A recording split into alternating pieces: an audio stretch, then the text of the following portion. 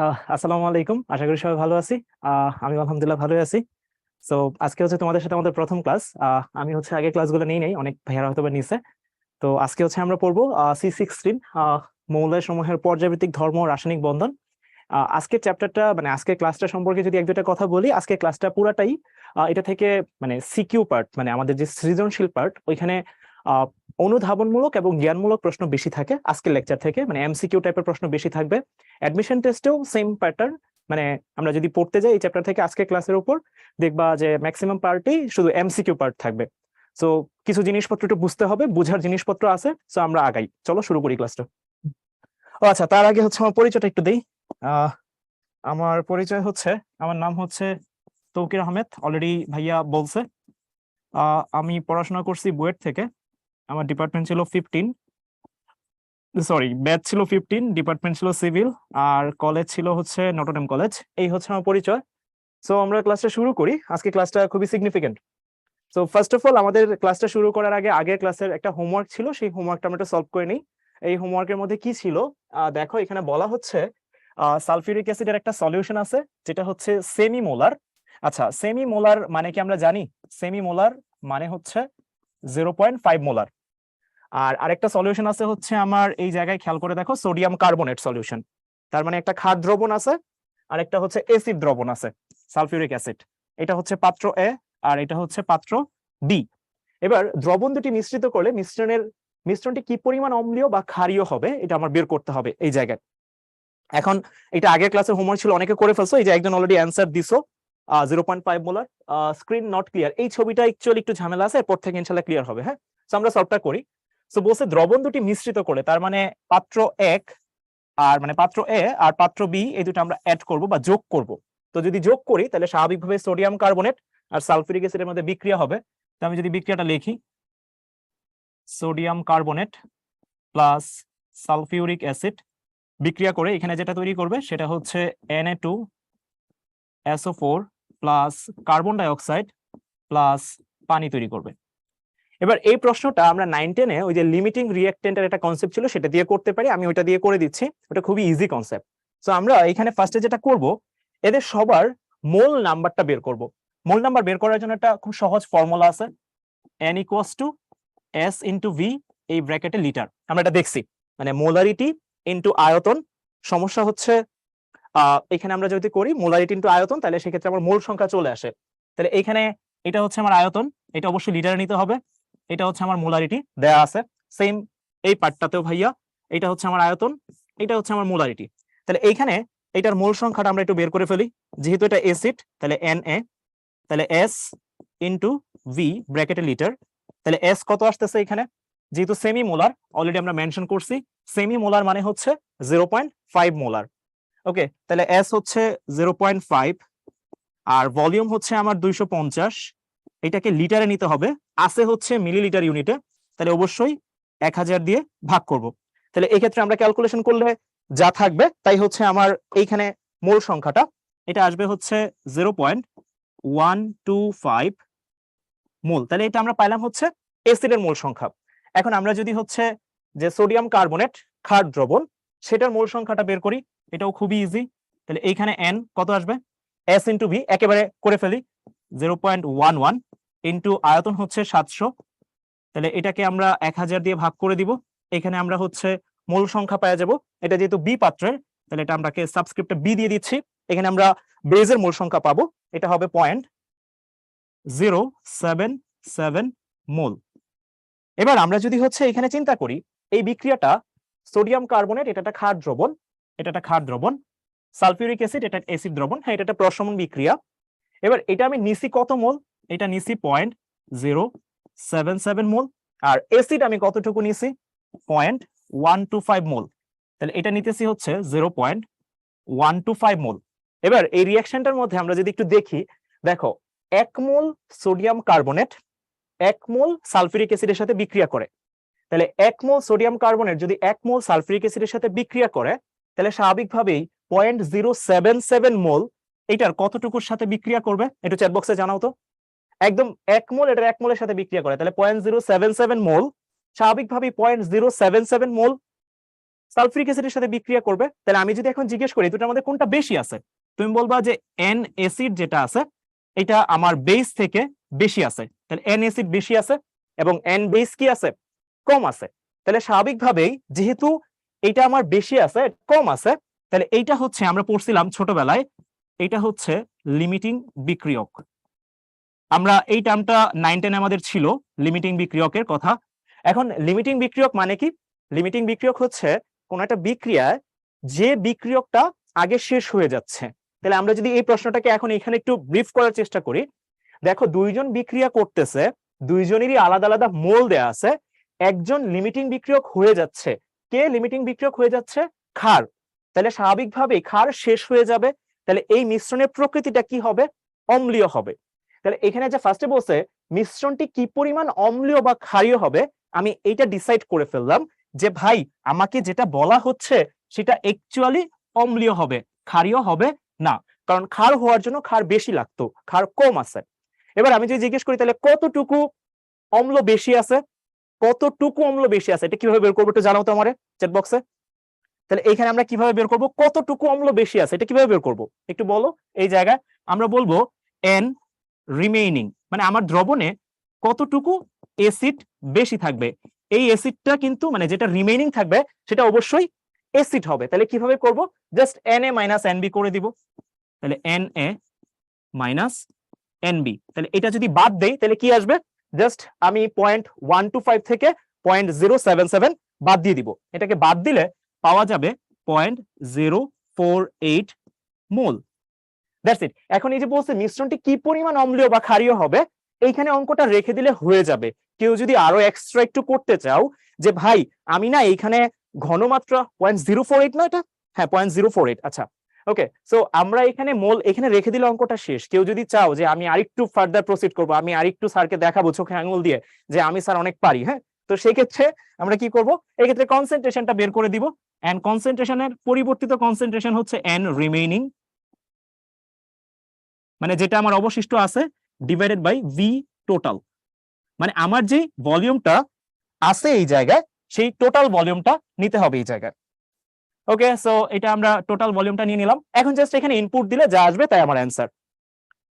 ওকে, so এখানে N remaining হচ্ছে 0.048। এবার আচ্ছা ভি টোটালটা কত দিব একটু চ্যাট বক্সে আমাকে বলো তো, ভি টোটালটা কত দিব একটু বলো সবাই। খেয়াল করে দেখো, একটা দিছিলাম 700 আর একটা দিছিলাম 250, তাহলে স্বাভাবিকভাবেই 700 আর 250 কত হবে, 950। একটা জিনিস একটু খেয়াল রাখো, এস ইকুয়ালস টু যখনই তুমি ভাইয়া এন বাই বি এই ফর্মুলাটা ইমপ্লিমেন্ট করবা, মেক শিওর দ্যাট ভলিউমটা যেন লিটার এককে হয়। তাহলে এইখানে জাস্ট 950 ভাগ 1000, এটা আসবে হচ্ছে 0.05 মোলার। That's it. এই হচ্ছে আমার আগের ক্লাসের বাড়ির কাজ, আশা করি ক্লিয়ার। এক দুজন একটু কথাবার্তা বলছো যে আমি যদি ভাইয়া এখানে ওয়েট বের করে লিমিটিং বিক্রিয়ক বের করি, কোনো সমস্যা নেই ভাইয়া, একটা অঙ্ক অনেক নিয়মে করা যায়। উদ্ভাসের খুব একটা প্রচলিত থিম লাইন আছে, একই অঙ্ক বহুত নিয়মে করা যায়, যে কোনো গ্রহণযোগ্য নিয়মে সঠিক, কোনো সমস্যা নাই। ঠিক আছে, সো আমাদের এই পার্টটা ডান। আমরা হচ্ছে আজকে ক্লাসে ফিরে যাই। সো আজকের ক্লাসে যেটা ফার্স্ট আমরা বলতেছিলাম, এখানে বেসিক্যালি হচ্ছে একটু জ্ঞানমূলক পার্ট বেশি, বোঝার জিনিসপত্র আছে, কিছু 3D চিন্তা ভাবনাও আছে। তো আমরা হচ্ছে আজকের ক্লাসে আধুনিক পর্যায় সারণী পড়বো। এটা একটা ড্রাফট সিনারিও দেওয়া আছে, এটা সম্পর্কে আমরা অনেক বিস্তারিত দেখব। তার আগে একটা প্রশ্ন আমি একটু বলি এখানে। আমাকে যদি হরহামেশা জিজ্ঞেস করা হয়, লাইক যদি তুমি উদ্ভাসের টিচার হইতে আসো, দেখবো উদ্ভাসের টিচার হইতে গেলেই তোমাকে ডেমোতে জিজ্ঞেস করবে যে ভাই পর্যায় সারণীর শেপ কিরকম, মানে পর্যায় সারণী দেখতে কিরকম। এটা শেপটা আমি একটু দেখানোর চেষ্টা করি, এইখান দিয়ে একটু দেখানোর চেষ্টা করি, এইভাবে দেখাই, দেখা যাচ্ছে অবশ্য এটা হচ্ছে অ্যাকচুয়ালি পর্যায় সারণীর শেপ। হ্যাঁ, মানে সিলিন্ডার বা পাইপ শেপে এটার মধ্যে গ্রুপগুলো কিভাবে রাখা আছে সেটা একটু তোমাকে বলতেছি। এখানে আছে 1 নাম্বার গ্রুপ, তারপর এখানে 2, তারপর 3, তারপর 4, 5, 6, 7, 8, 9, 10, 11, 12, 13, 14, 15, 16, 17, তারপর আবার 18। এই যে এখানে 18, তারপর 18-র পরে আবার কত শুরু হবে, 1 শুরু হবে। আমি যদি একটু ফান করে বলি, আমরা নরমালি ম্যাথমেটিক্সে কত বলি, 18-র পরে কত আসে, 19 আসে। বাট কেমিস্ট্রিতে অ্যাকচুয়ালি 18-র পরে 19 আসে না, 18-র পরে কত আসে, 1 আসে। কারণ এটা এইভাবে ঘুরতে থাকে 1 থেকে 18 পর্যন্ত, আবার 18 থেকে 1 শুরু হয়। এই কারণে কিন্তু আমরা যখন ধর্মগুলা পড়ি সেই ধর্মগুলাকে আমরা পর্যায়বৃত্তিক ধর্ম বলি, কারণ একটা পর্যায় আকারে সে চেঞ্জ হয়, একটা বৃত্তাকার বা এই যে এরকম স্ফেরিক্যাল শেপে, সিলিন্ড্রিক্যাল শেপে সে চেঞ্জ হতে থাকে। সো এটা একটু মনে রাখো, পর্যায় সারণীর শেপ অ্যাকচুয়ালি সিলিন্ড্রিক্যাল শেপ বা টিউব শেপ বা পাইপ শেপ হোয়াটএভার। সো এটা একটু মনে রাখো। তো আমরা আধুনিক পর্যায় সারণী পড়বো, আধুনিক পর্যায় সারণীতে অনেক কিছু আছে, এইটা একটু খেয়াল রাখো। এটা হচ্ছে আচ্ছা ইয়েলো পেনে মার্ক করি, এটা হচ্ছে আমার গ্রুপ, এই বরাবর গ্রুপ, এই যে এটা 1 নাম্বার গ্রুপ, এটা 2 নাম্বার গ্রুপ, এটা 3 নাম্বার গ্রুপ, এটা 4 নাম্বার গ্রুপ, এনে আরো রেসপেক্টেড কিছু পার্ট টার্ট আছে, আমরা ওইগুলা ক্লিয়ার করবো আস্তে আস্তে। আর পর্যায় আছে হচ্ছে 7টা, 1 থেকে এরকম 7 পর্যন্ত পর্যায় আছে। এই চিত্রটা মনে রাখো, এই চিত্রটা খুবই খুবই খুবই ইম্পর্টেন্ট। হ্যাঁ, ওকে। সো আমরা এখানে আধুনিক পর্যায় সারণী শুরুর আগে কিছু জিনিসপত্র আমার জানতে হবে, প্রিলিমিনারি কনসেপ্ট। এই জিনিসটা খুবই ইম্পর্টেন্ট। এই মানুষ থেকে বেসিক্যালি আরো আগে থেকে পর্যায় সারণী শুরু হয়েছে, আমাদের যেটুকু লাগবে সেটুকু আমি বলে যাচ্ছি। তো সবার প্রথম যে মানুষটা আসছে সে হচ্ছে ডোবেরাইনার। সে, তোমরা 9 10-এ পড়ছিল, সে একটা ল দিছিল, যে লটার নাম হচ্ছে ত্রয়ী সূত্র। সে কি নিয়ে কাজ করছিল সেটা একটু বুঝতে হবে। সে কাজ করছিল পারমাণবিক ভর। সে কিভাবে কাজ করছিল সেটা যদি একটু বলি, সে কাজ করছিল হচ্ছে, আমরা যদি এই ধাতুটাকে দেখি, এই ধাতুর নাম হচ্ছে লিথিয়াম, সরি একটু মুছে দিই। ওকে, সো এই ধাতুটার নাম হচ্ছে লিথিয়াম, তারপর হচ্ছে সোডিয়াম, তারপর হচ্ছে পটাশিয়াম। এক্সাম্পলটা আমি দিচ্ছি। ডোবেরাইনার কি বলছিল, লিথিয়ামের পারমাণবিক ভর যদি x হয়, সোডিয়ামের পারমাণবিক ভর যদি y হয়, এবং পটাশিয়ামের পারমাণবিক ভর যদি z হয়, এটা আমি ধরতেছি পারমাণবিক ভর লিথিয়ামের x, সোডিয়ামের y আর পটাশিয়ামের z, এটা একটা ট্রায়োড 1। ট্রায়োড মানে 3টা থাকবে, 3জন নিয়ে কাজ। ওকে, তো এই 3জনের মধ্যে ডোবেরাইনার কি কথাটা বলছিল, ডোবেরাইনার বলছিল এই y এর ভ্যালুটা on an average x plus z যা হবে তার এভারেজ, মানে হচ্ছে আমার প্রথম মৌল এবং শেষ মৌলের পারমাণবিক ভরের গড় হবে মাঝের যে মৌলটা আছে। এটা হচ্ছে ডোবেরাইনার বলছিল। এটা মনে রাখো, বাস্তব জীবনে কিন্তু তাই হয়। লিথিয়াম আর পটাশিয়ামের ভরকে যদি যোগ করো, তারপর যদি তুমি 2 দিয়ে ভাগ করো, তাহলে তুমি পাওয়া যাবে হচ্ছে পটাশিয়ামের পারমাণবিক ভর। এটি হচ্ছে আমার ডোবেরাইনার বলছিল। তো আশা করি এটা বুঝতে পারছি, এটা মনে থাকবে। আমরা যখন ম্যাথ করব এই চ্যাপ্টারের মধ্যে, আয়নীকরণ বিভবের মধ্যে, এই ডোবেরাইনারের ত্রয়ী সূত্র কিন্তু অনেক বেশি কাজে লাগবে। সো এটা একটু মনে রাখো। আশা করি সবাই বুঝছো, সবাই কি বুঝছো? আচ্ছা, আমি চ্যাট বক্সে দেখতেছি না, সবাই কি ক্লিয়ার এটুকু? ওকে, ঠিক আছে। হ্যাঁ, এরকম আরো কিছু ট্রায়োড আছে, ক্লোরিন, ব্রোমিন, আয়োডিন, এই টাইপের কিছু ট্রায়োড আছে। সো চাইলে ওইখানেও করতে পারো। মানে ব্যাপারটা হচ্ছে 3জনকে নিয়ে কাজ করব মোটামুটি ভাবে। 3জনের মধ্যে প্রথম এবং শেষের জনের ভর যদি যোগ করো, তারপর 2 দিয়ে ভাগ করো, তাহলে মাঝের জনের ভর আসবে। ওকে, তারপর আসলে নিউল্যান্ড, সে কি বলছিল? ওকে, নিউল্যান্ড, এই আমাদের এই ভাই মোহাম্মদ নিউল্যান্ড, সে কি বলছে? আচ্ছা, সে কি মুসলিম কিনা আমি জানি না, এমনি ভাই মোহাম্মদ বলছি। হ্যাঁ, ওকে। সো এইখানে যেটা বলছে যে এই মৌলটাকে কাউন্ট করো, লিথিয়াম, এই মৌল থেকে শুরু করে তারপর 8 নম্বর মৌলে যাও। তাহলে এটা 1, তারপর 2, তারপর 3, 4, 5, 6, 7, 8। একটা জিনিস খেয়াল করে দেখো, এই লিথিয়াম কিন্তু হচ্ছে, তোমরা জানো, 1 নাম্বার গ্রুপের মেটাল। এখন 1 নাম্বারের সাথে এরকম তার 8 নাম্বার মৌল যদি রিলেট করো, সাজাও, তার ধর্মের মিল থাকে। একইভাবে অ্যারো সাইন গুলো যদি তুমি একটু ভালো করে দেখো, সবগুলাই মিলবে। তাহলে বেরিলিয়ামের সাথে কার মিল থাকবে? বুঝতেই আসো, বেরিলিয়ামের সাথে ম্যাগনেসিয়ামের মিল থাকবে। তবে এইখানে যখন আমরা সাজাইছি, নিউল্যান্ড সাজাইছি কিভাবে? ছোট থেকে বড়। কি অনুযায়ী সাজাইছে? আচ্ছা, এইটা একটু খেয়াল করো, সে সাজাইছে কিভাবে, এটা একটু মনে রাখতে হবে। সে সাজাইছিল হচ্ছে ছোট থেকে বড়। কি অনুযায়ী সাজাইছিল? পারমাণবিক ভর। আচ্ছা, আমি এখানে একটু শর্ট ফর্ম লিখছি, হোপসো বুঝছো। এটা পারমাণবিক ভর অনুযায়ী সাজাইছে। কি হয়েছে? অনেক প্রবলেম হচ্ছে ক্লাসের, সব শুনতে পাচ্ছি বাট দেখতে পাচ্ছি না। ল্যাপটপ থেকে ফোনে কানেক্ট করলাম, তাও হচ্ছে না। এই সবারই কি প্রবলেম? সবারই কি প্রবলেম? আচ্ছা, গুড। একজনের একটু প্রবলেম হচ্ছে, তো বাকি যে যা প্রবলেম হচ্ছে একটু চেষ্টা করো, হয়ে যাবে ইনশাল্লাহ। সো আশা করি আমরা নিউল্যান্ডের লটা বুঝতে পারছি। আমি পারমাণবিক ভর অনুযায়ী ছোট থেকে বড় সাজাবো, যে কোনো একটা মৌলের সাথে তার অষ্টম মৌলের ধর্মের মিল থাকবে। এটি হচ্ছে নিউল্যান্ডের অষ্টক সূত্র। এটা ছিল একদম প্রিলিমিনারি কথাবার্তা। তারপর কি আসছে? তারপর আচ্ছা, এই 3জন মানুষকে একটু মনে রাখো। 3জন মানুষ খুবই সিগনিফিকেন্ট আমাদের কেমিস্ট্রিতে। স্পেশালি এই মানুষকে তো তোমরা সেই ছোটবেলা থেকে দেখতেছো। হ্যাঁ, বোর পরমাণু মডেল পড়ছো 9 10-এ। সো খুবই ইম্পর্টেন্ট। আচ্ছা, মেন্ডেলিভ, সে কি নিয়ে কাজ করছিল? সে কাজ করছিল হচ্ছে পারমাণবিক ভর নিয়ে। সে কি বলছিল? তোমরা এটা পড়ছো, মৌলসমূহের ভৌত ও রাসায়নিক ধর্মাবলী আমরা যখন পর্যায়ক্রমে আবর্তন করব বা পরিবর্তন করব, সেটা কি অনুযায়ী পরিবর্তিত হবে? অ্যাকর্ডিং টু মেন্ডেলিভ, সে বলছিল পারমাণবিক ভর অনুযায়ী পরিবর্তিত হবে। যখন সায়েন্টিস্ট মোসলে আসলো, সে কি আবিষ্কার করলো? সে আবিষ্কার করলো হচ্ছে অ্যাটমিক নাম্বার। অ্যাটমিক নাম্বার সে আবিষ্কার করলো। এইবার পরবর্তীতে আমার কিন্তু লটা এখন চেঞ্জ হয়ে গেল। এখন সে কি বলতেছিল? মৌলসমূহের ভৌত ও রাসায়নিক ধর্মাবলী যে পার্টটা পরিবর্তিত হবে পর্যায়ক্রমে, সেটা পরিবর্তিত হবে কার রেসপেক্টে? তখন পরিবর্তিত হবে পারমাণবিক সংখ্যার রেসপেক্টে।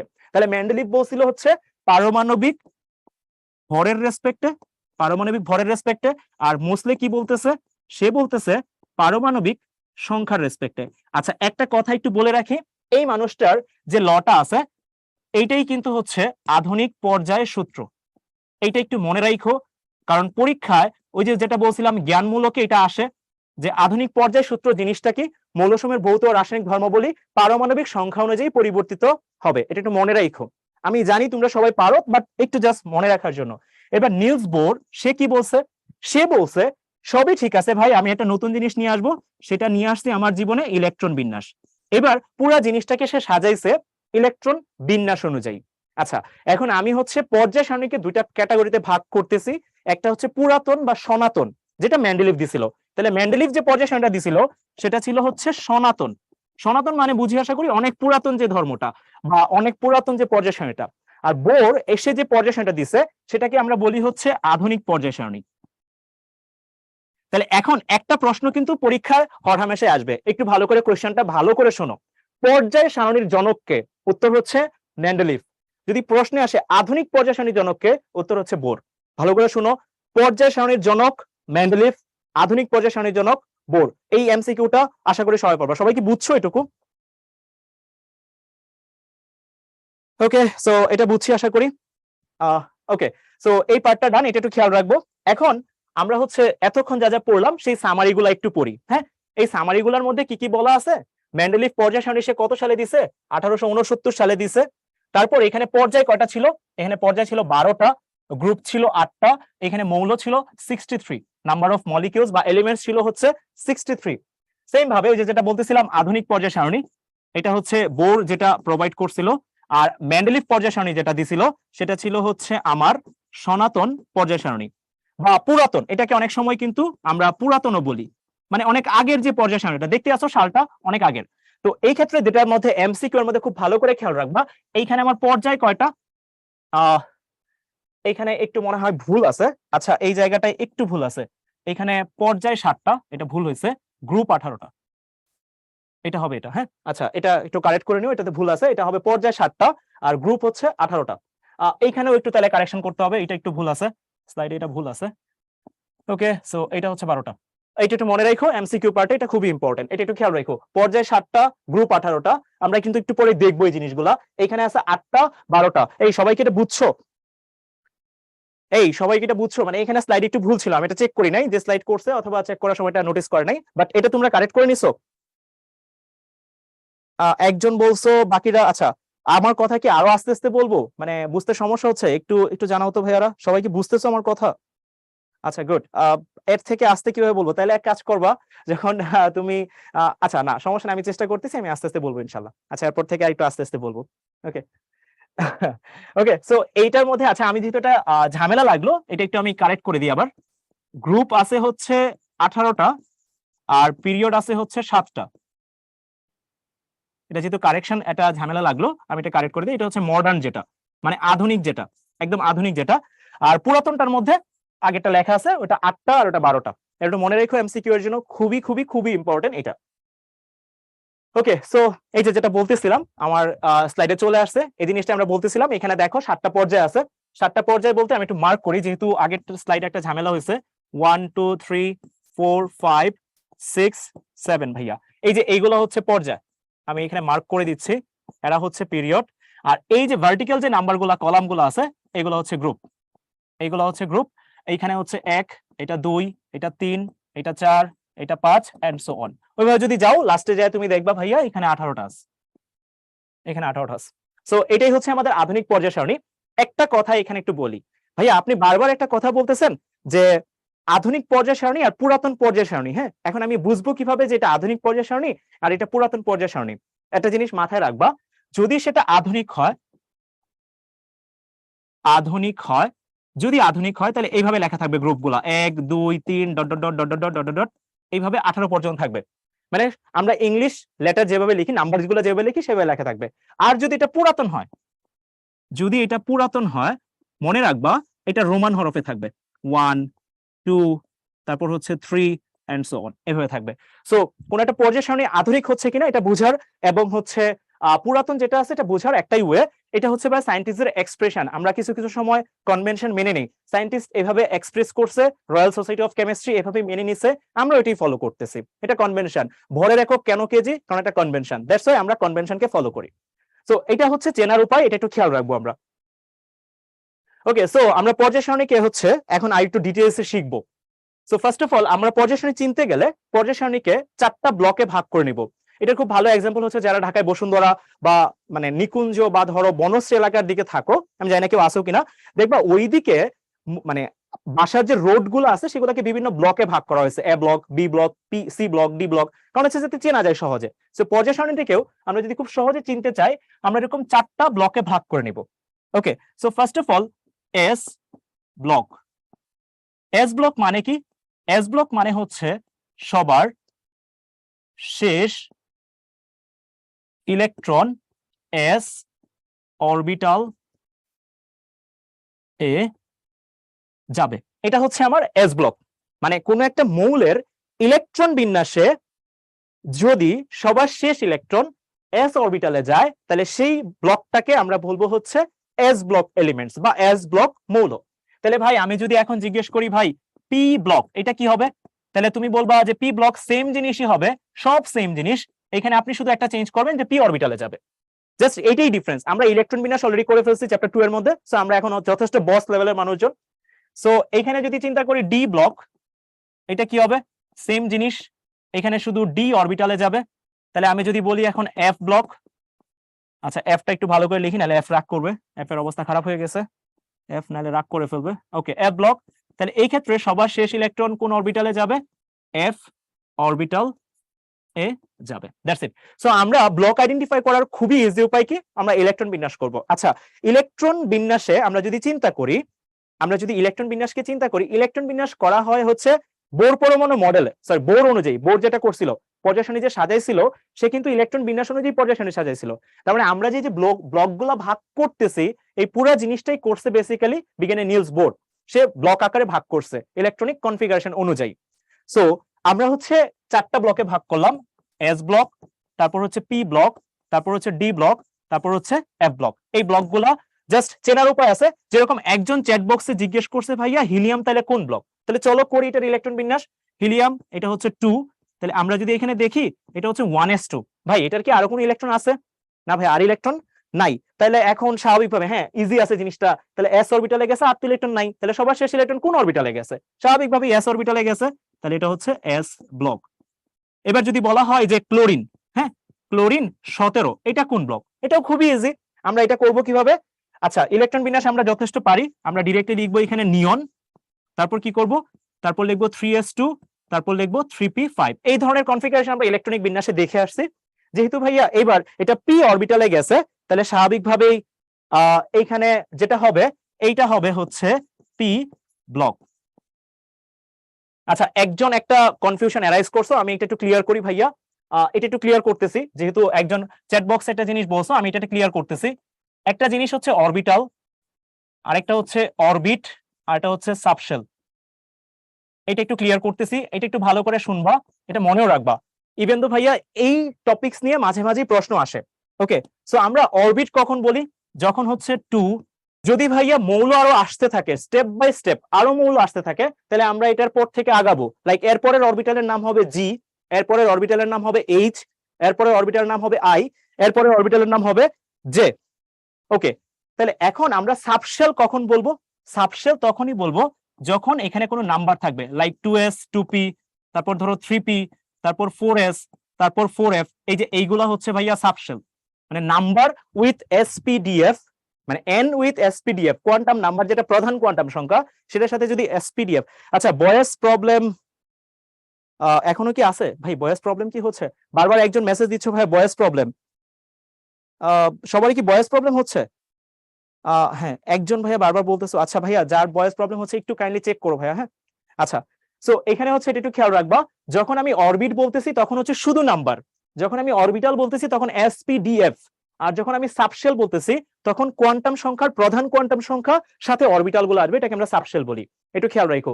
বাংলাগুলা বলে দিই ভাইয়া, অরবিটাল বাংলা হচ্ছে শক্তি স্তর বা প্রধান কক্ষপথ।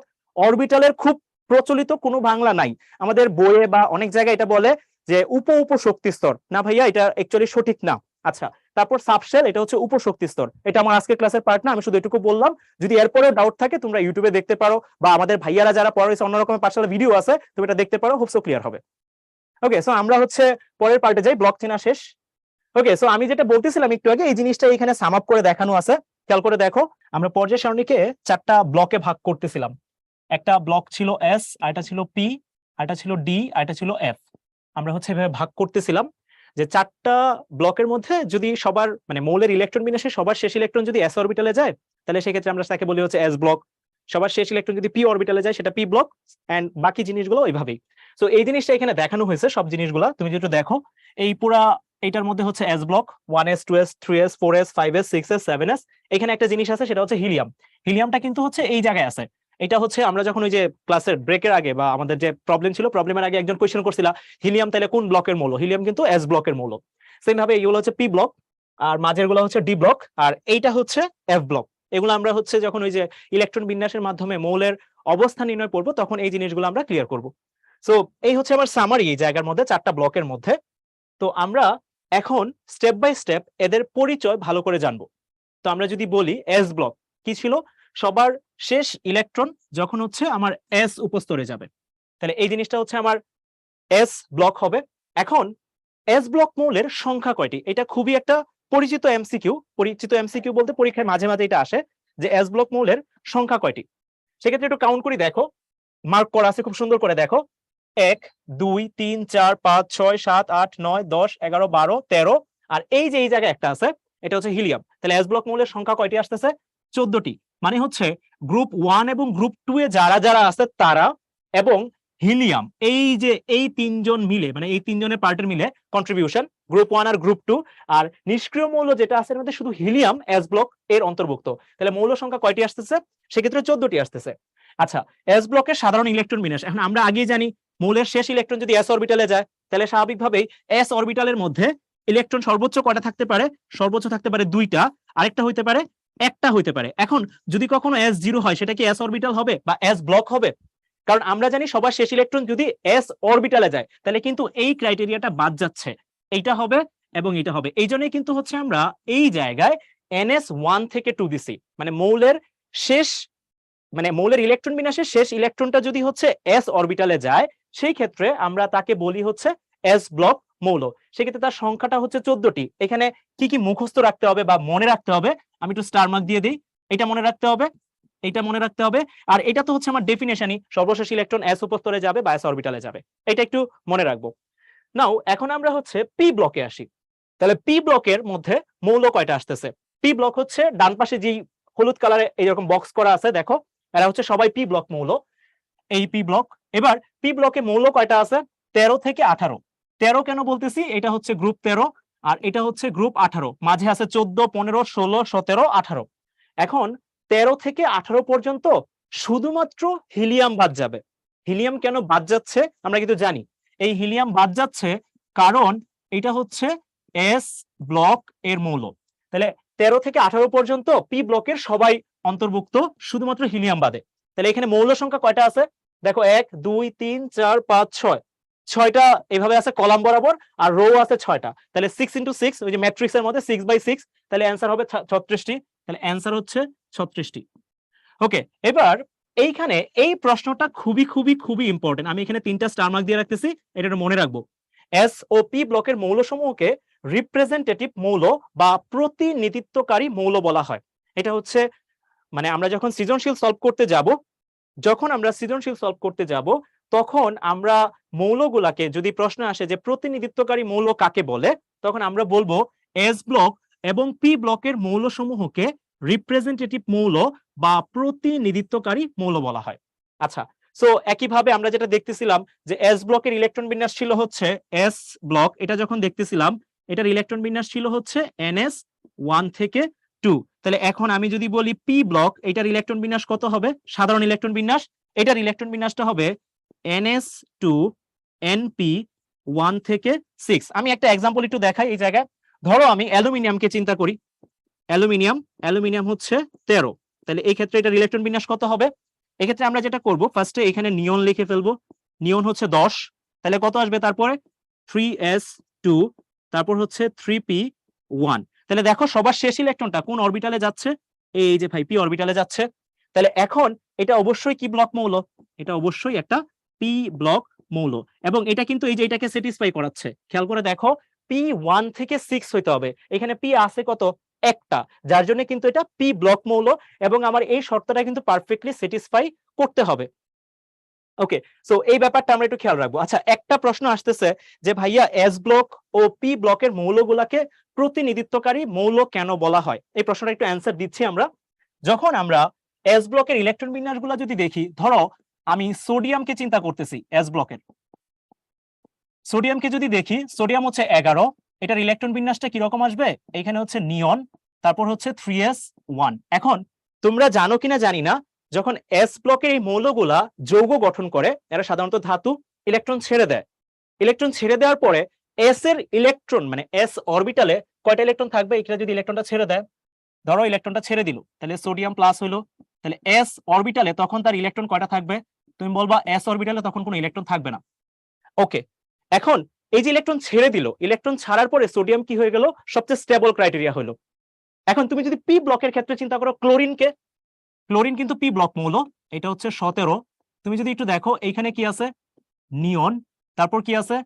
3s2, তারপর আছে 3p5। এখন এটার বাইরের শক্তি স্তরে কয়টা আছে? 5টা আছে। সে যখন যৌগ গঠন করবে একটা ইলেকট্রন গ্রহণ করবে। একটা জিনিস খেয়াল করে দেখো, এস ব্লকে যারা আছে তারা ইলেকট্রন ছেড়ে স্টেবিলিটি অর্জন করতেছে, পি ব্লকে যারা আছে তারা ইলেকট্রন গ্রহণ করে স্টেবিলিটি অর্জন করতেছে। এই যে দেখো, একজন ছাড়তেছে, একজন গ্রহণ করতেছে, একজন ছাড়ার মাধ্যমে তার স্থিতিশীলতা অর্জন করতেছে, আরেকজন গ্রহণ করার মাধ্যমে স্থিতিশীলতা অর্জন করতেছে। দ্যাট মিনস আমরা পুরো কেমিস্ট্রির যে পার্টটা, ছাড়বে গ্রহণ করবে, জারণ বিজারণ, এই যে এই পার্টটাই কিন্তু কেমিস্ট্রির বেসিক ফান্ডামেন্টাল। এই জন্য আমরা এটাকে বলতেছি হচ্ছে রিপ্রেজেন্টেটিভ মৌল। কারণ হচ্ছে বন্ধন গঠন হয় স্টেবিলিটি পারপাসে, আমরা বন্ধন গঠন করি স্থিতিশীলতার জন্য। যখনই কেউ একজন ইলেকট্রন ছেড়ে দিচ্ছে এস ব্লকের ক্ষেত্রে, সে স্টেবল হচ্ছে। Same goes for this P block, যে ইলেকট্রন গ্রহণ করতেছে সেই ইলেকট্রন গ্রহণ করে স্টেবল হচ্ছে। যার জন্য কিন্তু আমার কেমিস্ট্রি যে ফান্ডামেন্টাল, ইলেকট্রন গ্রহণ করবে, ইলেকট্রন ত্যাগ করবে, এই যে ফান্ডামেন্টালটা স্থিতিশীলতা চলে আসছে, মানে রিপ্রেজেন্ট করতেছে কেমিস্ট্রিকে। দ্যাটস ওয়াই আমরা এই দুইটা ব্লকের মৌলকে রিপ্রেজেন্টেটিভ মৌল বলি। আশা করি সবাই বুঝছো। সো সেম জিনিসপত্র। ওকে, সো এইটা হচ্ছে একটু খেয়াল রাখো, এখানেও NS2 NP1 থেকে 6 বলতেছি আমরা। আচ্ছা, আর যেটা আগে বলছিলাম সর্বশেষ ইলেকট্রন হচ্ছে পি উপস্তরে যাবে, এইটাও একটু মনে রাখবো। এখানে মনে রাখার মতো সবচেয়ে ইম্পর্টেন্ট পার্ট যেটা, সেটা হচ্ছে এইটা, এটা পরীক্ষায় আসে, এইটা আর হচ্ছে এইটা। আর যেটা আমরা বললাম এটা পরীক্ষায় MCQ এর মধ্যে অথবা CQ এর এ নাম্বারে থাকে, যে প্রতিনিধিত্বকারী মৌল অ্যাকচুয়ালি কারা, তখন আমরা বলবো হচ্ছে এস ব্লক বা পি ব্লক যারা আছে। আচ্ছা, একটা প্রশ্ন আবারও আসতেছে, রিপ্রেজেন্টেটিভটা আরেকবার বলেন। আরেকবার জাস্ট বলতেছি ভাইয়া, ইলেকট্রন ছাড়বে অথবা ইলেকট্রন নিবে, এটি হচ্ছে কেমিস্ট্রির ফান্ডামেন্টাল বা বেসিক জিনিসপত্র। ঠিক আছে, সো এই জিনিসটা করতেছে এস ব্লক এবং পি ব্লকের মধ্যে। তুমি চিন্তা করো, সোডিয়াম ইলেকট্রন ছেড়ে দেয়, আবার পি ব্লকের মধ্যে ক্লোরিন যে আছে সেই ইলেকট্রন নিয়ে নেয়। নরমালি এটাই হয়, আমাদের যে বন্ড পড়ি, বন্ধন পড়ি, সেখানে এই জিনিসটাই হয়। এটাই কেমিস্ট্রির ফান্ডামেন্টাল, কেমিস্ট্রিকে সে রিপ্রেজেন্ট করতেছে, বন্ধনের যে বেসিক পার্ট। এই জন্য আমরা এটা এস ব্লক আর পি ব্লককে রিপ্রেজেন্টেটিভ মৌল বলে থাকি। ওকে, সো আশা করি বুঝছি এখানে, মানে ইলেকট্রন আদান প্রদানের যে ব্যাপারটা, এটা এস ব্লক এবং পি ব্লকই হয়। সো এই জন্য এই দুইটা গ্রুপকে বা ব্লককে আমরা সাধারণত হচ্ছে রিপ্রেজেন্টেটিভ মৌল বলি। ওকে, সো এখন এটা যদি বুঝে থাকি, এখন আমরা হচ্ছে ডি ব্লকে আসবো। ডি ব্লকের আমাদের নরমালি পরীক্ষায় এই পর্যায় 4 যেটা, এটা খুবই ইম্পর্টেন্ট। পর্যায় 4টা, এই যে এইখান থেকে স্ক্যান্ডিয়াম থেকে জিঙ্ক পর্যন্ত, এই স্ক্যান্ডিয়াম থেকে জিঙ্ক পর্যন্ত যদি আমরা একটু হিসেব করি, ডি ব্লকের এইগুলাই মোটামুটি ভাবে আমাদের সিলেবাসে আসে, বাকিগুলো আসে খুব কম, খুবই কম, রেয়ার কেসে। তো এই ক্ষেত্রে আমরা যদি এই মনে রাখতে চাই, এটা একটা খুব সুন্দর ছন্দ আছে, দেখো ছন্দটা কি? ছন্দটা হচ্ছে স্কিন, তিব্বত, ভ্যানিশিং, ক্রিম, মেখে, ফের, কবে, নিকা করতে যাবা। আবার বলতেছি, স্কিন, তিব্বত, ভ্যানিশিং, ক্রিম, মেখে, ফের, কবে, নিকা করতে যাবা। আচ্ছা, নিকা মিন্স এখানে বিয়ে বুঝাচ্ছে। আচ্ছা, এই স্কিন এটা মানে হচ্ছে স্ক্যান্ডিয়াম, এই তিব্বত এটা মানে বোঝাচ্ছে টাইটেনিয়াম, ভ্যানিশিং এটা মানে ভ্যানেডিয়াম, ক্রিম মানে ক্রোমিয়াম, মেখে মানে হচ্ছে ম্যাঙ্গানিজ, ফের এটা মানে হচ্ছে আয়রন, এটা মানে হচ্ছে কোবাল্ট, নিকা মানে হচ্ছে Ni, করতে যাবা এটা হচ্ছে কপার, যাবা মানে হচ্ছে জিঙ্ক। এই হচ্ছে আমার পর্যায় 4-এর যে মৌলগুলা, এই মৌলগুলা আমরা হচ্ছে মনে রাখবো, মনে রাখার জন্য আর কি। হ্যাঁ, আচ্ছা, এদের ইলেকট্রনিক কনফিগারেশন গুলা কিরকম হবে? খুবই ইজি একটা উপায় আছে। দেখো, স্ক্যান্ডিয়াম, এটার অ্যাটমিক নাম্বার হচ্ছে 21। তারপর টাইটেনিয়াম, টাইটেনিয়াম হচ্ছে 22। তারপর কি আছে? ভ্যানেডিয়াম, ভ্যানেডিয়াম হচ্ছে আমার 23। আমি আর বাকিগুলা দেখাচ্ছি না, এন্ড সো অন, এভাবে যাবে। ওকে, এদের খুব সুন্দর একটা টেকনিক আমরা ফলো করি, খেয়াল করে দেখো। এনে লিখবো আর্গন, 18 লিখে ফেললাম। তারপর কি লিখবো? তারপর লিখবো হচ্ছে 4s2। তাহলে কত লিখে ফেললাম? 18, আর সাথে লিখলাম 2। তো 18 আর 2 হচ্ছে 20। তাহলে থাকতেছে কত? আর 1 থাকতেছে। তাহলে এইখানে জাস্ট তখন লিখবো 3d1। তাহলে বাকিগুলা কি করব জানো? এই যে এই দুইটা পার্ট আছে, এই দুইটা পার্ট মোটামুটি কমন থাকবে, শুধু ডি অরবিটালে ইলেকট্রন একটা একটা করে বাড়তে থাকবে। এটাই হচ্ছে আমার ওই এই ছন্দটা জানার স্পেশালিটি, মানে আমরা খুব সহজ ভাষায় এটা করে দিতে পারবো। ওকে, সো এখন যদি টাইটেনিয়ামকে দেখি, দেখো আমরা যদি এইখানে দেখি আর্গন 4s2, তারপর এখানে হবে 3d2, সেম ভাবে এখানে হচ্ছে আর্গন, তারপর এখানে হচ্ছে 4s2, তারপর হচ্ছে 3d3। এইভাবে যদি আসো, শেষ পর্যন্ত আমি আয়রনটাতে একটু আসি। আয়রন 26, এটা যদি চিন্তা করো, আর্গন, তারপর হচ্ছে 4s2, তারপর হচ্ছে 3d6। আচ্ছা, একজন বারবার হচ্ছে চ্যাট বক্সে কয়েকবার প্রশ্ন লিখছো, Fe2+ ও হচ্ছে যদি চিন্তা করে লিভ করে ইলেকট্রন, তাহলে তাকে কি আমরা প্রতিনিধিত্বকারী মৌল বলবো? আচ্ছা, এটা প্রশ্ন হচ্ছে না ভাইয়া, আয়রনকে আমরা প্রতিনিধিত্বকারী মৌল বলতেছি না। কারণ কি, আমরা যদি এস ব্লকের যে যারা যারা আছে বা পি ব্লকের, এরা হচ্ছে মৃৎক্ষার ধাতু বা ক্ষার ধাতু, মানে এদের অ্যাবান্ডেন্স বা সোর্স গুলো যদি চিন্তা করো, এদের যে ধর্মগুলা আছে সেই ধর্মগুলা কিন্তু ডি ব্লকের ধর্মগুলোর সাথে মিলবে না। মানে এইখানের যে প্রভাবক ক্ষমতা, এরা কিন্তু কখনো দেখবা প্রভাবক হিসেবে কাজ করবে না এস ব্লকে যারা আছে। এই জন্য কিন্তু তারা রিপ্রেজেন্টেটিভ হিসেবে থাকতেছে, মানে যারা প্রভাবক হিসেবে কাজ করে তারা প্রতিনিধিত্বকারী মৌল হয় না। তো এই ডি ব্লক মৌলের একটা বৈশিষ্ট্য আমরা যখন পড়বো, পরের ক্লাসে পড়বো, এদের বৈশিষ্ট্য বা ধর্মাবলী যখন আমরা দেখবো, তখন দেখবো এরা হচ্ছে প্রভাবক হিসেবে কাজ করে। এটা একটু মনে রাখবো, যারা প্রভাবক হিসেবে কাজ করে তারা সাধারণত রিপ্রেজেন্টেটিভ মৌল হয় না। তাহলে আয়রন, সে ইলেকট্রন ছাড়ে, খুব ভালো কথা, কিন্তু সে কিন্তু আবার প্রভাবক হিসেবেও কাজ করে, যার জন্য কিন্তু আমরা তাকে রিপ্রেজেন্টেটিভ পার্টে রাখতেছি না। ওকে, এখন একজন জিজ্ঞেস করছে যদি কপার চিন্তা করি, এবার কপার, কপার কত আসতেছে? কপার আসতেছে হচ্ছে 29, এটা আমরা 19-এ পড়ছিলাম। তাহলে এইবার এখন আমার নিয়মে আপনি বলছিলেন ভাইয়া আর্গন হবে, তারপর হবে 4s2, তাহলে আপনি লিখছেন 20, তারপর এখানে লিখবেন 3d9। এখন আমার চ্যাট বক্সে জানাও, এটা কি আমি ঠিকঠাক লিখছি না ভুল লিখছি? এটা ঠিকঠাক লিখছি না ভুল লিখছি, এটা আগে বলো। এটা ভুল লিখছি, কি ভুল হয়েছে? এই যে এই জায়গায় আমরা এটা 19-এ পড়ছিলাম, এটা করা যাবে না। তাহলে এই জায়গায় আমরা কি করব? আমরা এইখানে লিখে ফেলবো আর্গন, তারপর লিখবো 4s1, তারপর লিখবো 3d10। এই যে জিজ্ঞেস করতেছিলাম, হোপসো বুঝছো। আমরা জানি পূর্ণ ও অর্ধপূর্ণ অরবিটাল সাধারণত সাধারণত পূর্ণ ও অর্ধপূর্ণ অরবিটাল স্থিতিশীল হয়। তাহলে স্থিতিশীলতার শর্তে সে কি করবে? এস অরবিটাল থেকে একটা ইলেকট্রন নিয়ে যাবে এবং ডি অরবিটালের মধ্যে 10টা ইলেকট্রন চলে আসবে, কারণ এটা পূর্ণ কন্ডিশন। আমরা জানি ডি এর মধ্যে দুইটা কন্ডিশন হতে পারে, একটা হচ্ছে D5 আর একটা হচ্ছে D10। দ্যাটস ইট, এই হচ্ছে কথা। সো আশা করি এটা আমরা বুঝতেছি। সো এই পার্টের মধ্যে আমরা মনে রাখবো হচ্ছে এইটাই, আমাদের শুধুমাত্র এটাই পরীক্ষায় আসে ম্যাক্সিমাম কেসে, পর্যায়ে 4টা মনে রাখার জন্য তো সহজ ছন্দ দিয়ে দিলাম, কারণ আমরা সবাই বিয়ে করতে চাই, বিয়ে করতে গেলে মেকআপ টেকআপ করবো, ওই মেকআপ টেকআপ করে তারপর বিয়ে করে আসবো, তাহলে ডি ব্লকের যে পর্যায় 4 আছে সেটা পড়া হয়ে যাবে। ওকে, সো আমরা হচ্ছে এবার ডি ব্লক এলিমেন্টস এর যদি কাউন্ট করি, আমরা যেটা নরমালি পড়তেছিলাম সেটা যদি কাউন্ট করি। ওকে, সো এই জায়গায় আমরা ওই যে কাউন্টিং এর যে ব্যাপারটা দেখতেছিলাম, দেখো গ্রুপ 3, এটা হচ্ছে আমার 3 নাম্বার গ্রুপ, এই যে এটা হচ্ছে 4 নাম্বার, এটা 5 নাম্বার, এন্ড সো অন, লাস্টে যেটা আসে এটা হচ্ছে 12 নাম্বার, কারণ এটা আবার 13 নাম্বার। এখন কোন পর্যন্ত? এটা এই 3 থেকে 12 পর্যন্ত গ্রুপ যারা আছে এরা হচ্ছে এই যে এ ব্লকের অন্তর্ভুক্ত, 3 হতে 12 পর্যন্ত। মৌলের সংখ্যা কয়টা আছে এটা যদি দেখি, এইখানে মৌলের সংখ্যা আছে 41টি, এই জায়গায় মৌলের সংখ্যা 41টি। এখন এটা সাধারণ ইলেকট্রন বিন্যাসটা না, আমি একটু আগে যেটা করছিলাম সেটা দিয়ে করব, তোমরা বুঝবা। ধরো আমি আয়রনকে নিলাম, আয়রন 26। এখন আয়রন 26-এর ইলেকট্রন বিন্যাস কি ছিল? আর্গন, তারপর ছিল 3d6, তারপর ছিল 4s2। এবার তুমি এইটার সাথে এটা জাস্ট রিলেট করো, তাইলেই হয়ে যাবে। তুমি একটু দেখো, আমি এইখানে এইটাকে NS দিলাম, এটাকে NS দিলাম, আর তাহলে এটাকে কত দিব? এটাকে দিব হচ্ছে N-1D। এবার এটার সাথে জাস্ট মিলাও, দেখবো মিলে যাবে। জাস্ট এটার সাথে মিলাও, দেখো মিলে যাবে। এখানে কিভাবে মিলতেছে দেখো, N-1D। N কেন বলতেছি? N হচ্ছে যেটা সর্বোচ্চ কোয়ান্টাম সংখ্যা, আমি ধরতেছি এটা, এটা হচ্ছে 4 নাম্বার পর্যায়। আমরা জানি কেন এটা 4 নাম্বার পর্যায়, কারণ সর্বোচ্চ কোয়ান্টাম সংখ্যা যেটা হয় সেটাই তার পর্যায় হয়। আমরা একটু পরে দেখবো গ্রুপ এবং পর্যায় বের করা। তাহলে সর্বোচ্চ কোয়ান্টাম সংখ্যা 4, তাহলে এটা হবে NS, এটাকে আমি N ধরতেছি। তাহলে এর আগেরটা Na3 আছে, তাহলে স্বাভাবিকভাবে N-1 হবে। এবার ডি তে ইলেকট্রন থাকতে পারে কয়টা? তুমি বলবা ভাই ডি তে তো ইলেকট্রন থাকতে পারে 1 থেকে 10টা। আবার NS এ ইলেকট্রন, S অরবিটালে ইলেকট্রন থাকতে পারে কয়টা? 1 থেকে 2টা। ভাই বিশ্বাস যদি করো, দেখো এই পার্টে এটাই লেখা আছে। দেখো N-1D 1 থেকে 10, তারপর হচ্ছে NS 1 থেকে 2। লাস্টে যে কথাটা লেখা আছে সেটা হচ্ছে সর্বশেষ ইলেকট্রন অবশ্যই ডি তে যাবে।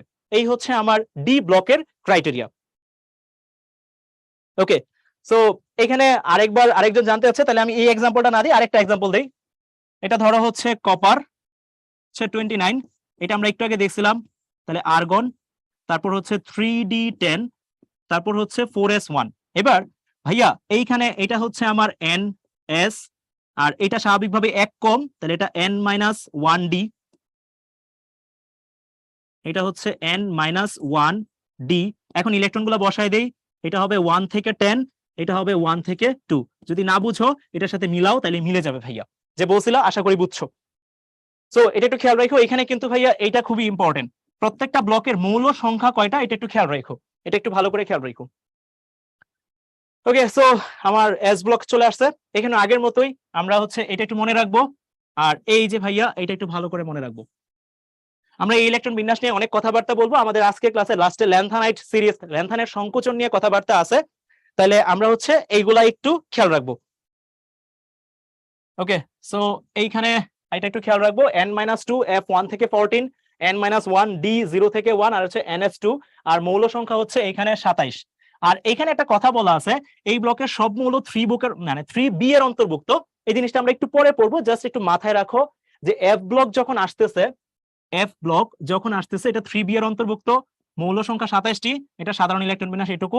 আর আগের মতোই এই যে এখানে একটা ভুল আছে, এটা F উপস্তরে যাবে। ওকে, সো এটা মনে রাখো। এখানে কিছু প্রশ্ন অ্যারাইজ হবে আমি জানি ভাইয়া, এগুলা একটু আস্তে আস্তে যাই। আমরা যখন এই যে ইলেকট্রন বিন্যাস করে মৌলের অবস্থান নির্ণয় করব পর্যায় এবং গ্রুপ আকারে, তখন এগুলা ভাইয়া সব ক্লিয়ার হয়ে যাবে। একটু টাইম দাও, আস্তে আস্তে ক্লিয়ার হবে ইনশাআল্লাহ। ওকে, সো এই যে যেটা বলতেছিলাম, এখন হচ্ছে আমরা এই পার্টটা করব। এখান থেকে একটু ভালো করে মনোযোগ দিও, এটা অ্যাডমিশন টেস্টে প্রচুর পরিমাণে আসে। কি বলা আছে একটু দেখো, ইলেকট্রন বিন্যাস থেকে পর্যায় সারণীতে মৌলের অবস্থান, গ্রুপ ও পর্যায় এটা নির্ণয় করব। আচ্ছা, এটা আমরা দুইটা ওয়েতে নির্ণয় করব। একটা নির্ণয় করব হচ্ছে আধুনিক পর্যায় সারণীর জন্য, আরেকটা হচ্ছে আধুনিক পর্যায় সারণীর জন্য, আরেকটা করব হচ্ছে পুরাতন বা সনাতন বা ওই যে মেন্ডেলিফের পর্যায় সারণীর জন্য। এখন আধুনিক পর্যায় সারণীর জন্য আমরা যদি চিন্তা করি এস ব্লক, এটা যদি চিন্তা করি এস ব্লকের ক্ষেত্রে আমরা যেটা করব, এটার ক্ষেত্রে গ্রুপ বের করব, আর হচ্ছে পর্যায় বা পিরিয়ড বের করব। এস ব্লকের ক্ষেত্রে আমরা গ্রুপ কাকে বলবো? গ্রুপ হচ্ছে সর্বশেষ শক্তি স্তরের মোট ইলেকট্রন, এটা হচ্ছে গ্রুপ। এস ব্লকের ক্ষেত্রে আমরা এস ব্লক মানে চিনি যাদের ইলেকট্রন, মানে যেসব মৌলের ইলেকট্রন বিন্যাসে সবার শেষ ইলেকট্রনটা এস অরবিটালে যাচ্ছে। তাহলে সর্বশেষ শক্তি স্তরের এইখানে আমরা বলবো হচ্ছে মোট ইলেকট্রন, এটা হচ্ছে এস ব্লক। তাহলে পিরিয়ড কি বলবো? পিরিয়ড বলবো হচ্ছে সর্বোচ্চ কোয়ান্টাম সংখ্যা। আমরা কিন্তু কোয়ান্টাম সংখ্যা অলরেডি পড়ে ফেলছি।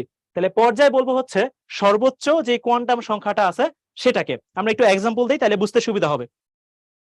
এগুলো একটু এক্সাম্পল দেই। দেখো, আমি সোডিয়ামকে চিন্তা করতেছি। সোডিয়াম হচ্ছে 11, এটার ইলেকট্রন বিন্যাস কিরকম হবে? এটার ইলেকট্রন বিন্যাস হচ্ছে নিয়ন, তারপর হবে 3s1। এখন ভাইরা তোমরা আমাকে চ্যাট বক্সে জানাও, রুলস লেখা আছে, এটার গ্রুপ কত হবে, পর্যায় কত হবে? এটার গ্রুপ কত হবে, এটার পর্যায় কত হবে? জাস্ট একটু জানাও। আমি জি লিখতেছি গ্রুপ, আর পি লিখতেছি। চ্যাট বক্সে জি আর পি লেখো, তাহলে বুঝতে পারবো। ওকে, তাহলে গ্রুপ হবে 1। কেমনে? কারণ এটা এস ব্লকের মৌল, ইলেকট্রন আছে একটা, তাহলে এটা এস ব্লক, এবং ইলেকট্রন আছে একটা, সর্বশেষ শক্তি স্তরের মূল ইলেকট্রন, এটা গ্রুপ 1, পর্যায় সর্বোচ্চ কোয়ান্টাম সংখ্যা 3, তাহলে পর্যায় হচ্ছে 3। আমি আরেকটা করি, আমি একটু করি ক্যালসিয়াম। ক্যালসিয়াম হচ্ছে 20, এখানে হচ্ছে নিয়ন। আচ্ছা, আমি একেবারে করে ফেলি, ওইটা আর্গন দিয়ে করে ফেলি। আমরা এগুলা পারি, আর্গন, তারপর হচ্ছে 4s2। ভাই একটু বলো এটার গ্রুপ কত, পর্যায় কত? এটার গ্রুপ কত, পর্যায় কত, পিরিয়ড কত? গ্রুপ হচ্ছে কত হবে 2, আর পর্যায় কত হবে 4। আশা করি বুঝছো। ওকে, সবাই ভালো রেসপন্স করতেছে, গুড, আমরা আশা করি বুঝছি এটা।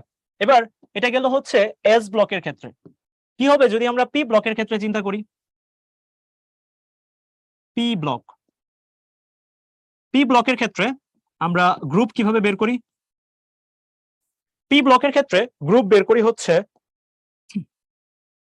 টোটাল ইলেকট্রন, মানে মোট ইলেকট্রন নেই, অবশ্যই কোন শক্তি স্তরে? বহিস্তর, মানে আমার যে বাইরের শক্তি স্তরটা থাকবে সেটা, এটার সাথে আমরা হচ্ছে 10 যোগ করব, সেটা হবে গ্রুপ ডিফাইন করবে। তাহলে এইখানে এটার পর্যায় কত হবে?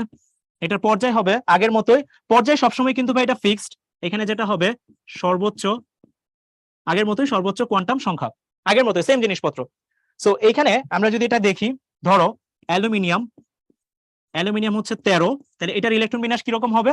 আমরা যদি করি এখানে বলবো নিয়ন, তারপর হবে 3s2, তারপর হবে 3p1।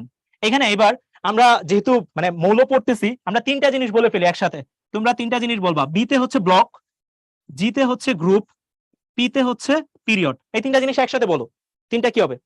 এটা কোন ব্লকের মৌল হবে? এটা কোন ব্লকের মৌল এটা একটু জানাও। গ্রুপ, এটা ব্লক হচ্ছে কয় number block? P block. Okay, group কত? এবার এইখানে একটু খেয়াল করো, মোট ইলেকট্রন আছে কয়টা? মোট ইলেকট্রন আছে হচ্ছে বাইরের শক্তি স্তরের মোট ইলেকট্রন, তাহলে বাইরের শক্তি স্তরের মোট ইলেকট্রন আছে 3টা, এর সাথে আমি যোগ করব 10, তাহলে গ্রুপ হবে 3 যোগ 10, তাহলে এখানে হবে 13। আর পর্যায়, পর্যায় হচ্ছে সর্বোচ্চ কোয়ান্টাম সংখ্যা, তাহলে পর্যায় হবে 3। দ্যাটস ইট, এই হচ্ছে কথা। ওকে, সো এবার আমরা হচ্ছে ডি ব্লকে দেখি। ওকে, সো সরি, ডি ব্লকে দেখি। এইখানে যদি দেখি ডি ব্লক, এটা যদি দেখি, ডি ব্লকের ক্ষেত্রে আমরা গ্রুপটা কিভাবে বের করি? এটাও খুবই ইজি উপায়, মনে আছে কিনা জানি না, আমরা ডি ব্লকের সাধারণ ইলেকট্রন বিন্যাস কি বলছিলাম মনে আছে? n-1 d 1 থেকে 10 ns 1 2, দ্যাটস ইট। এইখানে যে ইলেকট্রন গুলো থাকবে, কোন ইলেকট্রন গুলা একটু মার্ক করি, এই যে ভাইয়া এইখানে যে ইলেকট্রন গুলা থাকবে আর এইখানে যে ইলেকট্রন গুলা থাকবে, এই দুটো ইলেকট্রনের যোগফলই হচ্ছে গ্রুপ। ওইখানে যে ইলেকট্রনটা থাকবে আর এইখানে যে ইলেকট্রনটা থাকবে, এই দুটো ইলেকট্রনকে যোগ করব, যোগ করলে যে সংখ্যাটা আসবে সেটাই হচ্ছে তার গ্রুপ সংখ্যা। আর সর্বোচ্চ কোয়ান্টাম সংখ্যা আগের মতোই তার পর্যায় নির্দেশ করবে। আবার বলতেছি ভাইয়া, এইখানে ডি অরবিটালে যে কয়েকটা ইলেকট্রন থাকবে তার সংখ্যা প্লাস এস অরবিটালে যে কয়েকটা ইলেকট্রন থাকবে তার সংখ্যা, এই দুটাকে যোগ করব, যোগ করলে যেটা আসবে সেটা বোঝাবে গ্রুপ, আর সর্বোচ্চ কোয়ান্টাম সংখ্যা বোঝাবে তার পর্যায়। তাহলে এইবার আমরা যদি এখানে একটু দেখি, ধরো আমরা আয়রনকে করি, আয়রন 26, তাহলে এখানে কি আসবে? আর্গন, তারপর হচ্ছে 4s2, তারপর হচ্ছে 3d6। এবার এটার গ্রুপ কত হবে, পর্যায় কত হবে একটু জানাও চ্যাট বক্সে, খুবই ইজি উপায়, জাস্ট একটু মিলাবা, এটা একটু মিলাও, একটু মিলাও। এটা হচ্ছে n-1 d, আর এটা হচ্ছে আমার ns। এবার এই দুইটা অরবিটালে যে মোট ইলেকট্রন সংখ্যা আছে সেটাই হচ্ছে আমার তার গ্রুপ সংখ্যা। তাহলে এইখানে তার গ্রুপ কত হবে? জাস্ট অ্যাপ্লাই করো, দেখো ভাইয়া এখানে আছে 2 আর এইখানে আছে 6, তাহলে এটার গ্রুপ কত হবে? 2 যোগ 6, তাহলে কত হচ্ছে? 8।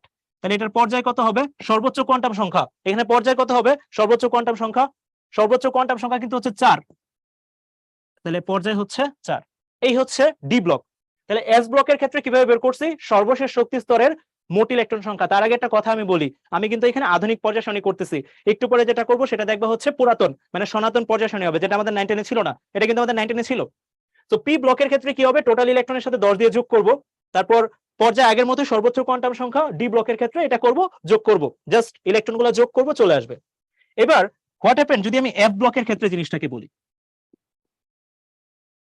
এফ ব্লক, এটা একটু মনে রাখবা, এটা সবসময় 3 নাম্বার গ্রুপ, এফ ব্লক সবসময় 3 নাম্বার গ্রুপ, এফ ব্লক সবসময় 3 নাম্বার গ্রুপ, এফ ব্লক সবসময় 3 নাম্বার গ্রুপ। ওকে, সো এই হচ্ছে আমার কথা, এটা হচ্ছে আধুনিক পর্যায় সারণী। এতক্ষণ যা পড়লাম এইটার মধ্যে এইখানে সামারি দেওয়া আছে, একটু দেখো সামারিটা। দেখো, যদি হচ্ছে আমার সর্বশেষ ইলেকট্রন এস এ যায়, তার মানে এটা হচ্ছে এস ব্লক। সেক্ষেত্রে আমরা কিভাবে বের করবো? সর্বশেষ এস এর ইলেকট্রন সংখ্যা এবং পর্যায় হবে তখন এন এর সর্বোচ্চ মান। সর্বশেষ এস এর ইলেকট্রন সংখ্যা, পর্যায় হচ্ছে এন এর সর্বোচ্চ মান, যেটা আমরা বলতেছিলাম সর্বোচ্চ কোয়ান্টাম সংখ্যা। যদি এটাই আমার পি ব্লক হয়, তাহলে পি এর ইলেকট্রন সংখ্যা এবং সর্বশেষ এস এর ইলেকট্রন সংখ্যা, যেটা আমরা বলছিলাম সর্বশেষ শক্তি স্তরের ইলেকট্রন সংখ্যা, এনে একটু ভাঙায় বলছে তারা, পি এর ইলেকট্রন সংখ্যা প্লাস এস এর ইলেকট্রন সংখ্যার সাথে জাস্ট 10 দিয়ে যোগ করব। আগের মতোই, এটা হচ্ছে এন এর সর্বোচ্চ মান। ডি এর ক্ষেত্রে আমরা জানি ডি এর ইলেকট্রন সংখ্যা, এস এর ইলেকট্রন সংখ্যা, এটাই হচ্ছে তার মানে পর্যায়ের ক্ষেত্রে হবে সর্বোচ্চ মান, আর এটাই হচ্ছে তার গ্রুপ। এখন এফ ব্লকের ক্ষেত্রে একটু খেয়াল করে দেখো, ডিরেক্টলি কিন্তু এখানে মার্ক করছে তালিকার কয় নাম্বার গ্রুপ, 3 নাম্বার গ্রুপ। এটা একটু মুখস্থ রাখবো, এফ ব্লকের যে কোনো ধাতু আসবে সেক্ষেত্রে সেটা কয় নাম্বার গ্রুপ হয়ে যাবে, 3 নাম্বার গ্রুপ হবে। এফ ব্লককে বিরল মৃত্তিকা ধাতু বলা হয়, একটু মুখস্থ রাখো, এটা মনে রাখো, এফ ব্লক বিরল মৃত্তিকা ধাতু। ওকে, সো এইবার আমরা একটু যেটা বের করবো সেটা হচ্ছে পুরাতন পর্যায় সারণীর ক্ষেত্রে। এখন আমি একদম ক্লাসের শুরুতে একটা কথা বলছিলাম যে আধুনিক পর্যায় সারণী এবং পুরাতন পর্যায় সারণী চিনবো কিভাবে, এটা আমার একটু চ্যাট বক্সে জানাও তো, একটু আমার জানাও তো কিভাবে চিনবো, মানে একটা আধুনিক পর্যায় সারণী এবং পুরাতন পর্যায় সারণী চিনবো কিভাবে। এক্স্যাক্টলি, একজন অনেকে রিপ্লাই দিচ্ছ, রোমান নাম্বার থাকবে এবং আরেকটা জিনিস বলছিলাম এ বি থাকবে, ক্যাপিটাল এ আর ক্যাপিটাল বি থাকবে। আমি এটা একটু ক্লিয়ার করি। দেখো, আমি ধরো এরকম লিখলাম 1A, এটা কি বোঝায়, এটা কি বোঝায় এটা একটু বুঝতে হবে। এখানের 1 যেটা আছে এটা বোঝায় হচ্ছে গ্রুপ, সরি একটু ভালো করে লিখি, 1 যেটা আছে সেটা বোঝায় হচ্ছে গ্রুপ, আর এইখানে যে এ আছে এ বোঝায় সাবগ্রুপ।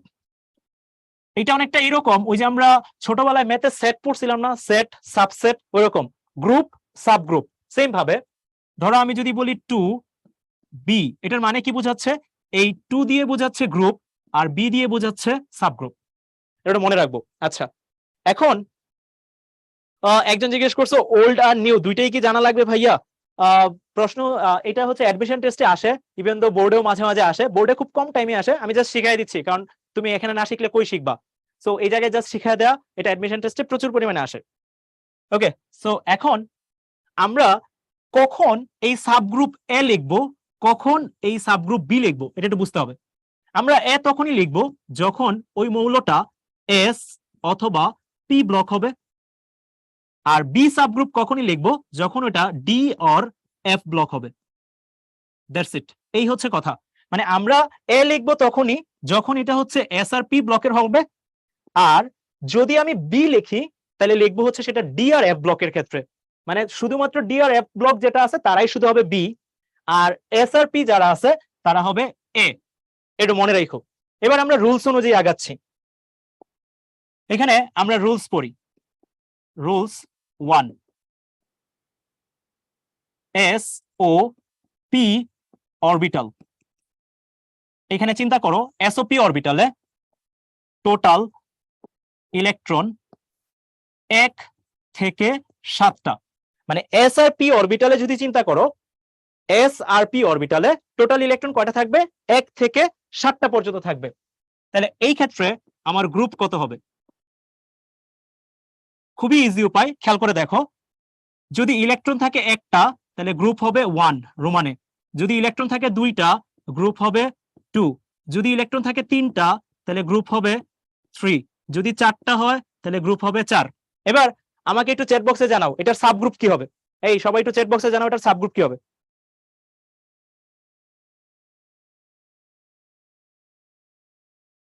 আচ্ছা, একজন আবার জানতে চাচ্ছ, ভাই এস ও পি অরবিটালে টোটাল ইলেকট্রন যদি 1 থেকে 7টা হয় তাহলে সেক্ষেত্রে গ্রুপ হবে, যদি একটা ইলেকট্রন থাকে তাহলে সেটা হবে 1, মানে রোমান হরফে 1, যদি 2টা ইলেকট্রন থাকে তাহলে হবে 2, যদি 3টা ইলেকট্রন থাকে তাহলে হবে 3, যদি 4টা ইলেকট্রন থাকে তাহলে হবে 4 এন্ড সো অন। এই ক্ষেত্রে তাহলে সাবগ্রুপটা কি হবে, প্রত্যেকটাতেই হবে এ। আমি একটু एग्जांपल দিচ্ছি তাহলে বুঝতে পারবা, যে এখনো বুঝতেছো না তাকে বোঝানোর জন্য বলতেছি। ধরো তুমি ক্লোরিনের ইলেকট্রন বিন্যাস করতেছো, ক্লোরিন হচ্ছে 17, তাহলে এটা কিভাবে করব, নিয়ন, তারপর হচ্ছে 3s2, তারপর হচ্ছে 3p5। এবার তোমরা আমাকে বলো পুরাতন পর্যায় সারণী অনুযায়ী, নতুন না, পুরাতন পর্যায় সারণী অনুযায়ী এটার গ্রুপ কত হবে, একটু চ্যাট বক্সে জানাও। এই পুরাতন একজন 17 বলছো, এই সানজিদা আক্তার ভাইয়া তুমি 17 বলছো, এটা 17 হবে না, 5A। অনেকে বলতেছো ভাই ভাবনা চিন্তা করে বলো, সাবগ্রুপ চাচ্ছি না। অনেকে বলতেছো গুড গুড। এই রূপসী তারা হচ্ছে রোমানে লিখতে হবে ভাই। আচ্ছা এখন আসলে চ্যাট বক্সে এত দেখার দরকার নেই, এখানে মানে রোমানে লেখাটা অনেক টাফ হয়ে যাবে আমাদের জন্য। এখানে দেখো এস ও পি অরবিটালে টোটাল ইলেকট্রন 1 থেকে 7টা, দেখো এখানে 7টা ইলেকট্রনই আছে, তাহলে এই ক্ষেত্রে আমার গ্রুপ কত হবে, গ্রুপ হবে টোটাল ইলেকট্রন যদি 7টা থাকে, এই যে দেখো টোটাল ইলেকট্রন কয়টা আছে, 7টা, তাহলে এটা কত হবে 7। তারপর কত হবে এ, কেন এ দিলেন ভাইয়া, আগেই বলছিলাম এ দিব তখনই যদি এটা এস অথবা পি ব্লক হয়, মানে এস ব্লকের ক্ষেত্রেও এ দিব, পি ব্লকের ক্ষেত্রেও এ দিব, তাহলে এটা তো পি ব্লক, তাহলে এখানে এ দিব। আর মোট ইলেকট্রন আছে 7টা, আর এস আর পি অরবিটালে টোটাল ইলেকট্রন যদি 7টা থাকে, তাহলে এরকম একটা কাহিনী আমরা করব। যারা এখনো বুঝো নাই আমরা আরেকটা এক্সাম্পল করি। ধরো আমার কাছে সোডিয়াম চাওয়া হয়েছে 11, তাহলে এটা কি করা হবে, নিয়ন, তারপর হবে 3s1। ভাই এটার গ্রুপ এবং গ্রুপটা বলো, এটা কত হবে গ্রুপটা, যারা বুঝতেছো না আবার দেখো, কোনো সমস্যা নাই, এটার গ্রুপটা কত হবে, এটার গ্রুপটা কত হবে, এবার খেয়াল করো এস অরবিটালে ইলেকট্রন এবার আছে কয়টা, এস অরবিটালে ইলেকট্রন 1 অথবা 7টা থাকতে হবে, এস আর পি দুইটার জন্যই আলাদা আলাদা। এখানে ইলেকট্রন আছে কয়টা, একটা, তাহলে স্বাভাবিকভাবেই একের জন্য আমরা গ্রুপ কত লিখি, রোমান হরফে লিখি 1। এবার এটা কি এস ব্লক না পি ব্লক, অবশ্যই এটা এস ব্লক, তাহলে এখানে লিখবো হচ্ছে 1a। দ্যাটস ইট, এই হচ্ছে কথা, এখানে আর কিছু কথা নাই। সো একটা রুলস আমার পড়া শেষ। এবার কি হবে যদি ভাইয়া এইখানে আমরা হচ্ছে রুলস 2 দেখি, এই জায়গায় রুলস 2 দেখি, যদি এরকম হয় এস ও পি তে ইলেকট্রন 8টি চলে আসছে, মানে যদি এরকম হয় কখনো, দেখো এখানে আমি বলতেছি 1 থেকে 7, আর এখানে কি বলতেছি এসওপি তে ইলেকট্রন থাকবে কয়টা, 8টা। আমি কিন্তু পুরাতন পর্যায় সারণী করতেছি, আবারও বলতেছি এই ক্ষেত্রে ভাইয়া গ্রুপ কত হবে, এই ক্ষেত্রে গ্রুপ হবে 0। এটা একটু লিখে রাখো খাতায় বা মাইন্ড সেট আপে রেখে দাও, এই ক্ষেত্রে গ্রুপ হবে হচ্ছে 0। যদি কখনো এরকম হয় এস আর পি অরবিটালে টোটাল ইলেকট্রন 8টা চলে আসছে, তখন সেই ক্ষেত্রে গ্রুপ হবে হচ্ছে 0। এটার খুব ভালো এক্সাম্পল আছে হচ্ছে নিয়ন। দেখো আমরা নিয়নটা করি, এটার ইলেকট্রন বিন্যাস যদি করি 1s2 2s2 2p6, এই যে এখানে খেয়াল করে দেখো এস আর পি অরবিটালে মোট ইলেকট্রন কয়টা আসছে, দেখো 2 আর 6 কয়টা আসছে, এনে আছে 2টা আর এনে আছে 6টা, তাহলে 2 আর 6 মিলে হয় 8টা। তাহলে এটার গ্রুপ কত হবে, এটার গ্রুপ হবে 0। আচ্ছা এখন কথা হচ্ছে ভাই পর্যায় সারণীতে শূন্য গ্রুপ বলতে কি বোঝানো হয়, শূন্য গ্রুপ বলতে দুইটা জিনিস বোঝানো হয়, যাদের ইলেকট্রন আসক্তির মান 0 এবং যাদের আয়নীকরণ বিভবের মান সর্বোচ্চ। আবার কথাটা বলতেছি, শূন্য গ্রুপ মানে হচ্ছে যাদের ইলেকট্রন আসক্তির মান 0 এবং যাদের আয়নীকরণ বিভব সর্বোচ্চ। ওকে, সো আমার দুইটা রুলস ডান। এবার আমরা হচ্ছে ডি ব্লকের ক্ষেত্রে কি করব, আমরা এস আর পি শিখে ফেললাম, এখন ডি ব্লকের ক্ষেত্রে কি করব। এখানে ভাইয়া আমার একটু সাবধানে আগাইতে হবে এবং টেকনিক্যালি আগাইতে হবে। খেয়াল করে দেখো এ নাম্বার নিয়ম, টোটাল ইলেকট্রন যদি এমন হয় 8 9 অথবা 10 হয়, তাহলে সেক্ষেত্রে গ্রুপ হবে হচ্ছে ডিরেক্টলি 8। ভাইয়া এখানে কোনো সাবগ্রুপ নাই, সায়েন্টিস্টদের কনভেনশন অনুযায়ী আমি লিখতেছি, এখানে কোনো সাবগ্রুপ নাই, আমি এখানে জাস্ট রুলস আকারে তোমাদের সামনে রিপ্রেজেন্ট করতেছি। ভাইয়া টোটাল ইলেকট্রন যদি ডি অরবিটালে 8 9 অথবা 10 হয়, মানে বাইরের শক্তি স্তরে এই জায়গায় এরকম হয়, তাহলে সেক্ষেত্রে গ্রুপ কত হবে, জাস্ট 8 হবে। দেখো আমরা একটু করি, ধরো আমি এখানে আয়রনকে করতেছি, আয়রন 26, তাহলে এটা কি আসতেছে, আর্গন 4s2, তারপর আসতেছে 3d6। তাহলে এখানে একটু খেয়াল করে দেখো টোটাল ইলেকট্রন এখানে কয়টা আছে, টোটাল ইলেকট্রন আছে 8টা। তুমি যদি দেখো কোবাল্ট, কোবাল্ট হচ্ছে 27, যদি করো এখানে দেখবা আর্গন 4s2, তারপর হচ্ছে 3d7, এখানে তাহলে আমার টোটাল ইলেকট্রন কয়টা, 9টা। তারপর যদি ধরো নিকেল, নিকেল হচ্ছে 28, এটার ক্ষেত্রে আর্গন, তারপর হচ্ছে 4s2, তারপর হচ্ছে 3d8, এখানে টোটাল ইলেকট্রন 10টা।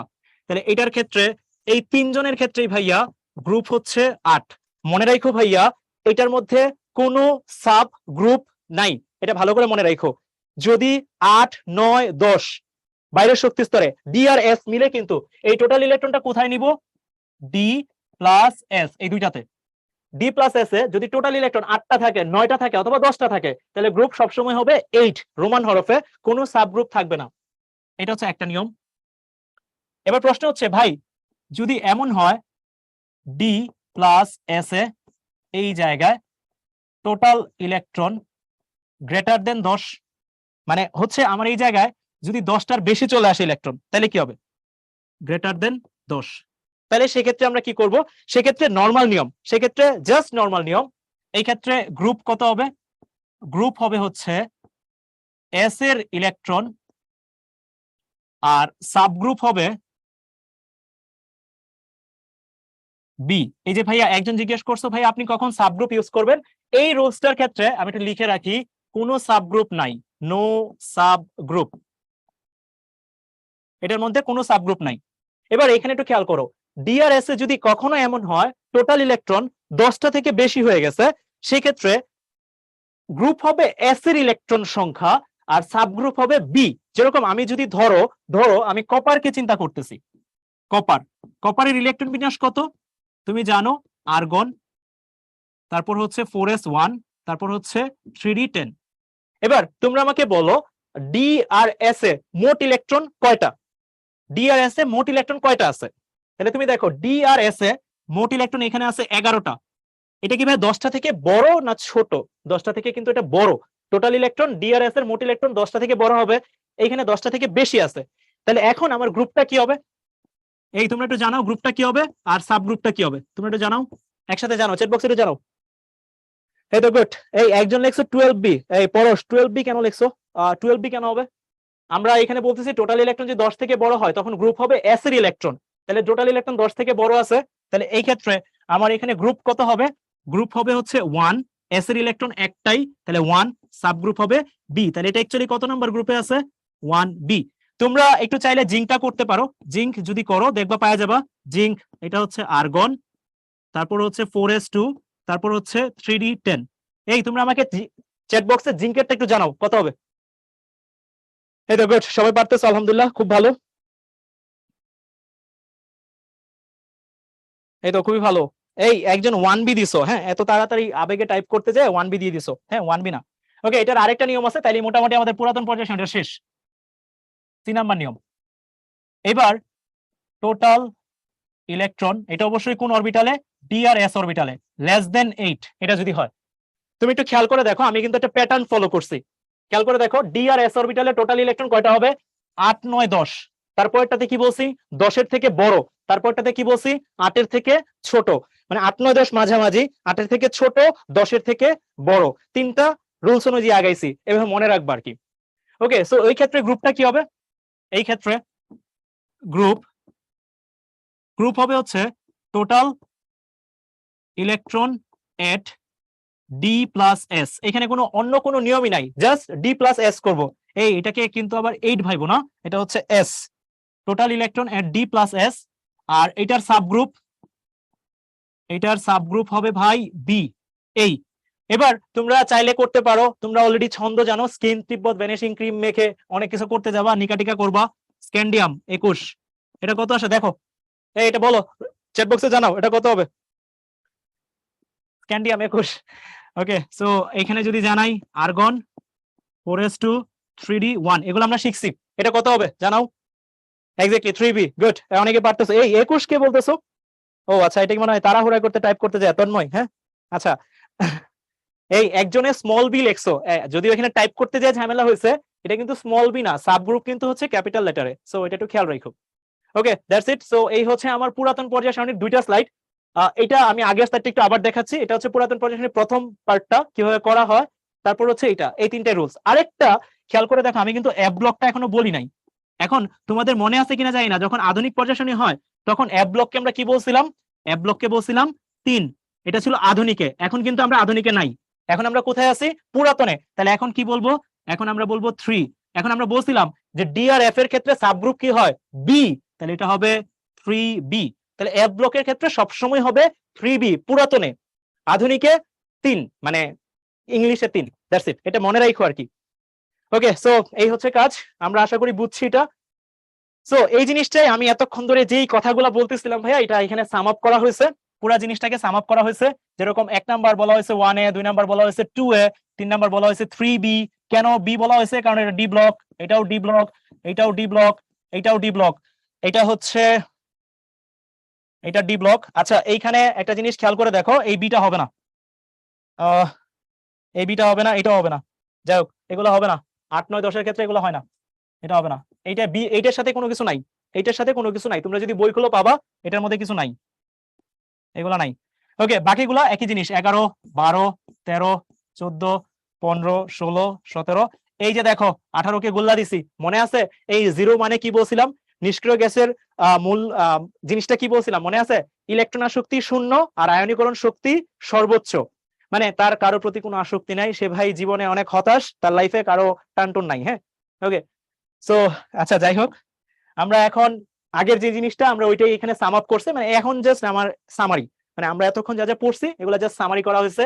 1 নম্বর গ্রুপের ক্ষেত্রে সাধারণ ইলেকট্রন বিন্যাস NS1, 2 নম্বর ক্ষেত্রে NS2, 3 নম্বরের ক্ষেত্রে 3 নম্বর না, এটা 13 নম্বর অ্যাকচুয়ালি, কারণ ওই যে 10 যোগ করতে হয়, অ্যাকচুয়ালি 3 যোগ 10, তাহলে অ্যাকচুয়ালি হয়ে যায় কত? 13। তাহলে এটা কত হবে? NS2 NP1। 14 নম্বর হচ্ছে NS2 NP2। এইভাবে এটা কন্টিনিউ হয়েছে, এইখানেও এইভাবে এটা কন্টিনিউ হয়েছে। এটা একটু ভালো করে দেখবো, পরীক্ষায় এমসিকিউ এই পার্ট থেকে কিছু কিছু প্রশ্ন আমাকে পরীক্ষায় আসে। এই একজন জিজ্ঞেস করছো পিরিয়ড কিভাবে করে? এই পিরিয়ড হচ্ছে, আমরা বললাম না পিরিয়ড কিভাবে করে, সর্বোচ্চ যে এন থাকে বা সর্বোচ্চ যে কোয়ান্টাম সংখ্যা থাকে, এফ ব্লকের ক্ষেত্রে পিরিয়ড দুইটা আসে, কারণ n ইকুয়ালস টু 6 হইতে পারে, ওইখানে n ইকুয়ালস টু 7 হইতে পারে, দুইটা হইতে পারে। এফ ব্লকের ক্ষেত্রে পিরিয়ড দুইটা আসলে, মানে এস ব্লকের ক্ষেত্রে তো পিরিয়ড অনেকগুলো আসে, 1 থেকে 7 পর্যন্ত আসে। সো আসলে সর্বোচ্চ কোয়ান্টাম সংখ্যাটাই পর্যায় নির্দেশ করে। ওকে, সো এই হচ্ছে কথা। এইখানেও সেম আগের মতোই কিছু কথাবার্তা, আমি এখানে একটু মার্ক করে দিই, কোনগুলা মার্ক করে দিই মানে কি বাকিগুলো পড়বো না, ব্যাপারটা এমন না ভাই, বাকিগুলো পড়বো, বাট মার্ক করা জিনিসগুলো একটু মাথায় বেশি করে রাখবো। হ্যাঁ, আচ্ছা, এটা খুব ভালো করে খেয়াল রাখবো। ক্ষার ধাতু, ক্ষার ধাতু হচ্ছে এস ব্লক, এটা এখানে লেখে নাই কেন? আচ্ছা যাই হোক, মৃৎক্ষার ধাতু এটাও এস ব্লক। ওকে, সো এগুলো লাগবে না। এইটা খুবই ইম্পর্টেন্ট, এই মুদ্রা ধাতু কয়েন এলিমেন্টস, এটা হচ্ছে গ্রুপ 11, এটা প্রচুর পরিমাণে পরীক্ষা আসে। কে কে আছে? 3টি, copper, silver, gold, copper, silver, gold. আচ্ছা, তারপর এখানে এটাও খুবই ইম্পর্টেন্ট, এটাও খুবই ইম্পর্টেন্ট, হ্যালোজেন মৌল, এটা হচ্ছে পি ব্লক, লেখা নাই সামহাও। আচ্ছা যাই হোক, সমস্যা নাই, এটাও হচ্ছে পি ব্লক, আমি লিখে দিচ্ছি, আমি খাটতেছি। এটাও হচ্ছে পি ব্লক, ব্লকগুলো লিখে দিলে ভালো হইতো, সরি, এটা পি ব্লক, এটা পি ব্লক। তারপর হচ্ছে এই যে বিরল মৃত্তিকা ধাতু, এটা হচ্ছে এফ ব্লক। এই আমি এটা মনে হয় অনেকবার 3বার বা 4বার বলছিলাম, তোমরা ওকে ফাইন এগুলা বলছিলা এফ ব্লক। হ্যাঁ, এগুলা পড়তে হবে যেগুলো দাগানো। এই কেমিস্ট্রিতে একটা খুব সুন্দর মৌল আছে, এই 11 নম্বর মৌলটাকে দেখো, এই 11 নম্বর মৌলটাকে দেখো, মার্ক করা আছে। এই বলো এই মৌলের নাম কি? 11 নম্বর মৌলটা দেখো কি আছে? হাইড্রোজেন। এই এটাকে দুষ্ট মৌল কেন বলে বলো? কেউ বলতে পারো দুষ্ট মৌল কেন বলে? এই দেখো, এটা দুষ্ট মৌল বলে, কেউ বলতে পারো এটা কেন দুষ্ট মৌল বলে? এই একজন বলছে আমার মতো তাই না, এটার কাহিনীটা হচ্ছে, তোমরা এটা 19-এ পড়ছিলা, হাইড্রোজেনকে গ্রুপ 1-এও রাখা যায়, আবার হাইড্রোজেনকে চাইলে গ্রুপ 17-তেও রাখা যায়, কিন্তু হচ্ছে ইলেকট্রন বিন্যাসের বৈশিষ্ট্যের মিল টিল হাবি জাবি মিলে মিলে ফাইনালি যে 1 নাম্বার গ্রুপে আসছে, মানে একজন মানুষ 2 জায়গায় যায় খাইতে চায়, এরকম কাহিনী। হ্যাঁ, সো এই জন্য আমরা তাকে দুষ্ট মৌল রাখি। ওকে, সো এইখানে এটা একটু মনে রাখবো, আর বাকি জিনিসগুলা খুব বেশি আসে না, বাট এমসিকিউ চলে আসতে পারে, ইউ নেভার নো কোনটা আসবে, তুমি যেটা বাদ দিয়ে যাবা সেটা দেখবে তোমার লাইফে পরীক্ষায় চলে আসছে, এটা তোমার সাথেই সবসময় হবে, আর কারোর সাথে না হইলেও। সো এটা একটু খেয়াল রাখো। ওকে, সো আমরা পোল কোশ্চেন, এই ভাই পোলটা একটু লঞ্চ করে দিন কষ্ট করে, এই ভাই দেখো সবাই একটু, এই এটা বলো, এটাকে পড়ছি।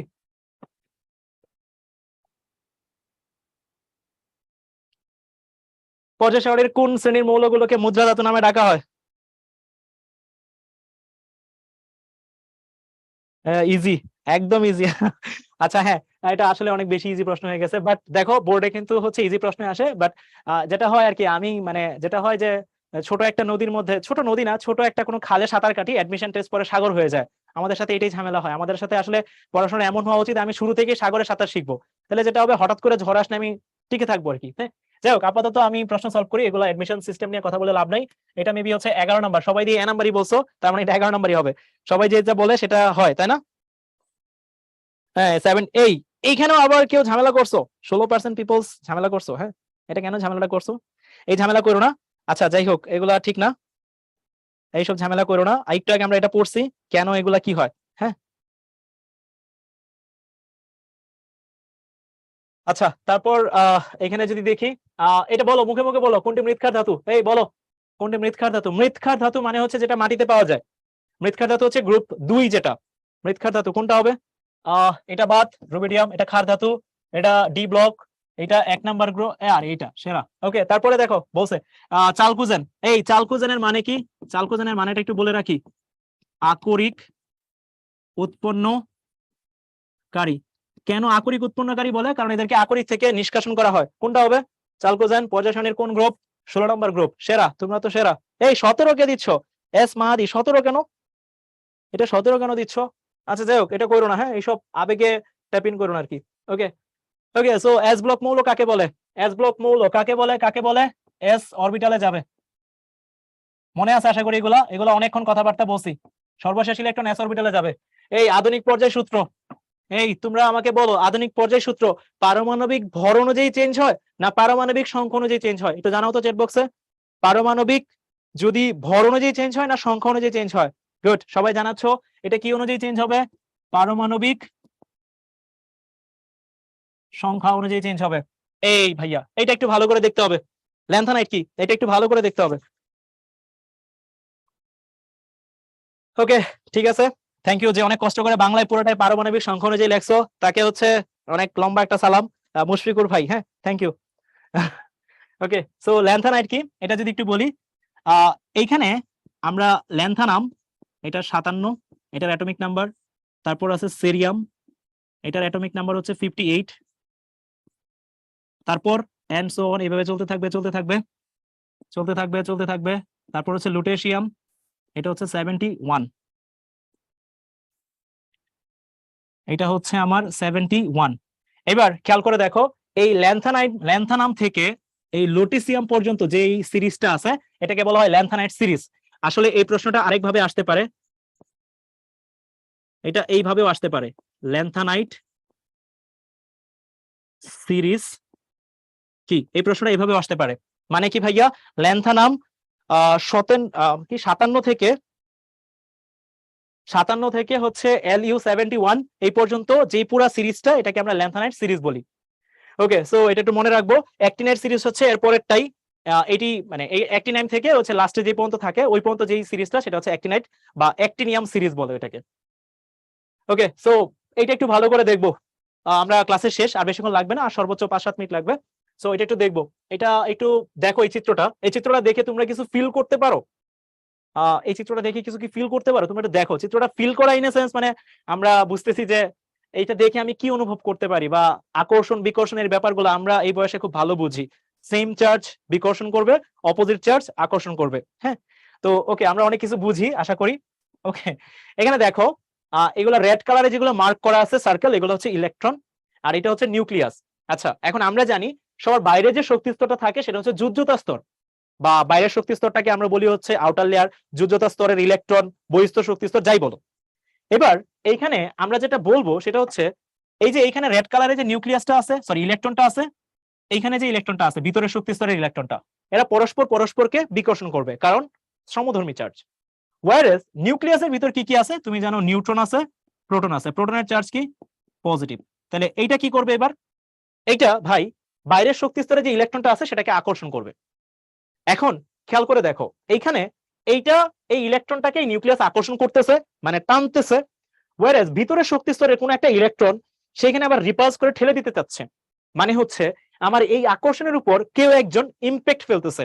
মানে ধরো আমি একজন মানুষ, আমি কাউকে আকর্ষণ করে টানতেছি আমার নিজের দিকে, মাঝের কেউ একজন তৃতীয় ব্যক্তি সে চাচ্ছে না সে আমার দিকে আসুক। এই তৃতীয় ব্যক্তিটাকে এই মাঝের শক্তি স্তরের এই যে স্টার মার্ক দেয় ইলেকট্রনটা, এটা চাচ্ছে না যে আমি ওই ইলেকট্রনটাকে টেনে নিয়ে আসি। এই যে চাচ্ছে না একটা ইফেক্ট, এই ইফেক্টটাকে আমরা বলি হচ্ছে শিল্ডিং ইফেক্ট। খুব সহজ ভাষায় আমার বইয়ের কথাই যদি লিখি, একটু দেখো বা বলি, কি বলা হয়েছে? নিউক্লিয়াস থেকে যুদ্ধতা স্তরের পূর্ববর্তী স্তরে বিদ্যমান। তার মানে নিউক্লিয়াস থেকে, খেয়াল করো, নিউক্লিয়াস থেকে যুদ্ধতা স্তরের পূর্ববর্তী স্তর। যুদ্ধতা স্তরের পূর্ববর্তী স্তর কোনটা? এই যে এটাই হচ্ছে যুদ্ধতা স্তরের পূর্ববর্তী স্তর, কারণ এটা হচ্ছে আমার যুদ্ধতা স্তর। লিখে ফেলি, যুদ্ধতা স্তর। এবার যোজ্যতা স্তরের পূর্ববর্তী স্তরে বিদ্যমান মধ্যবর্তী ইলেকট্রনগুলোর প্রভাবে নিউক্লিয়াসের যোজ্যতা স্তরের ইলেকট্রনকে আশানুরূপ আকর্ষণ করতে পারে না। কেন পারে না? ওই যে যেটা বলছিলাম, ভাই আমি একজনকে টানতে চাবো, মাঝে কেউ একজন আসবে যে আমাকে ওকে টানতে দিবে না। এই যোজ্যতা স্তরের পূর্ববর্তী স্তরের ইলেকট্রন নিউক্লিয়াসের সাথে যোজ্যতা স্তরের ইলেকট্রনের যে আকর্ষণটা আছে সেটাকে সে খুব ভালো করে হইতে দেয় না। ওকে, ওকে, সো এই জায়গায় মধ্যবর্তী স্তরের এখানে যে ইলেকট্রন গুলো আছে, এই ইলেকট্রন গুলার প্রভাবই হচ্ছে শিল্ডিং ইফেক্ট বা আচ্ছাদন প্রভাব, বা এটার আরেকটা নাম আছে আবরণী প্রভাব। এই ইফেক্টের জন্য ভাইয়া একটা মজার কাহিনী হয়, আমরা যতটুকু পারি বোঝানোর চেষ্টা করব। এফ ব্লকের শেপ আমরা আগের চ্যাপ্টারে পড়ছি, যদি এটা ভালো করে নাও বুঝি শুধুমাত্র এটুকু একটু মনে রাখবো, পরীক্ষার হলে এটুকু লিখলেই হবে আলহামদুলিল্লাহ, বা ইনশাল্লাহ হয়ে যাবে। আমরা যখন হায়ার স্টাডিজে যাব, 3D কেমিস্ট্রি যখন পড়বো, এটা নিয়ে আরো অনেক বিস্তারিত স্টাডি আছে, বাট আমি চেষ্টা করতেছি মোটামুটি সহজ ভাষায় তোমাকে বোঝানোর। ওকে, সো এখানে যেটা হচ্ছে, নিউক্লিয়াস এটাকে আকর্ষণ করতেছে, মাঝের যোজ্যতা স্তরে এটা যোজ্যতা স্তরের আগের স্তরের ইলেকট্রন বিকর্ষণ করতেছে, আসতে দিচ্ছে না। এই যে ইফেক্টটা, এই ইফেক্টটাকে বলা হয় শিল্ডিং ইফেক্ট। ওকে, সো এখন শিল্ডিং ইফেক্টের পরে আমরা একটু যাচ্ছি, এখানে একটা জিনিস আমার একটু লাগবে, সেটা হচ্ছে ইলেকট্রন বিন্যাস। ল্যান্থানাইট গ্রুপের ইলেকট্রন বিন্যাসগুলো খুবই ইম্পর্টেন্ট। যেরকম ফার্স্টে যদি আমি চিন্তা করি ল্যান্থানাম, এটা 57, এটার ইলেকট্রন বিন্যাস কত হয়? জেনন। এই জেনন মানে কত নিয়ে নিলাম? জেনন হচ্ছে 54, তাহলে কত আসবে? তারপর আসবে হচ্ছে 6s2, তারপর আসবে হচ্ছে 5d1, তারপর আসবে হচ্ছে 4f0। এটা হচ্ছে ল্যান্থানামের ইলেকট্রন বিন্যাস। তারপর কি আছে? তারপর হচ্ছে সেরিয়াম বা সিরিয়াম বলে, এটার ইলেকট্রন বিন্যাসটা কি? এটা হচ্ছে জেনন। ওকে, তারপর এখানে আসবে 6s2, তারপর আসবে হচ্ছে 4f। এখানে হচ্ছে f এর মধ্যে আর d এর মধ্যে একটা কনভার্সন হবে, এখানে হবে 4f1 5d1। ওকে, এরপরে যে আছে সে হচ্ছে 59। আমি যদি এখানে 59 লিখি, 59 এর ক্ষেত্রে সিরিজটা কিরকম হবে? জেনন, তারপর হবে 6s2, তাহলে 54 আর 2 56, বানাইতে হবে 59, তখন এটা হয়ে যাবে 4f3 5d0। এবার ভালো করে শোনো, এই সিরিজটা ফলো করবে কত পর্যন্ত? মানে এই পুরো সিরিজটা যাবে হচ্ছে আমার 70 পর্যন্ত। এভাবে কত পর্যন্ত যাবে? 70 পর্যন্ত। কিভাবে যাবে? আচ্ছা আমি আরেকটা দুটো একটু লিখি, তাহলে আসলে বুঝতে কষ্ট হবে। একটু আমি লিখি, ধরো 60 যদি লিখি, তাহলে 60 এর ক্ষেত্রে কি হবে? এখানে হবে জেনন, তারপর হবে 6s2, তারপর হবে 4f4, তারপর 5d0। দেখো 4 2 6 আর এখানে হচ্ছে 54, তাহলে কত হচ্ছে? 60 হচ্ছে।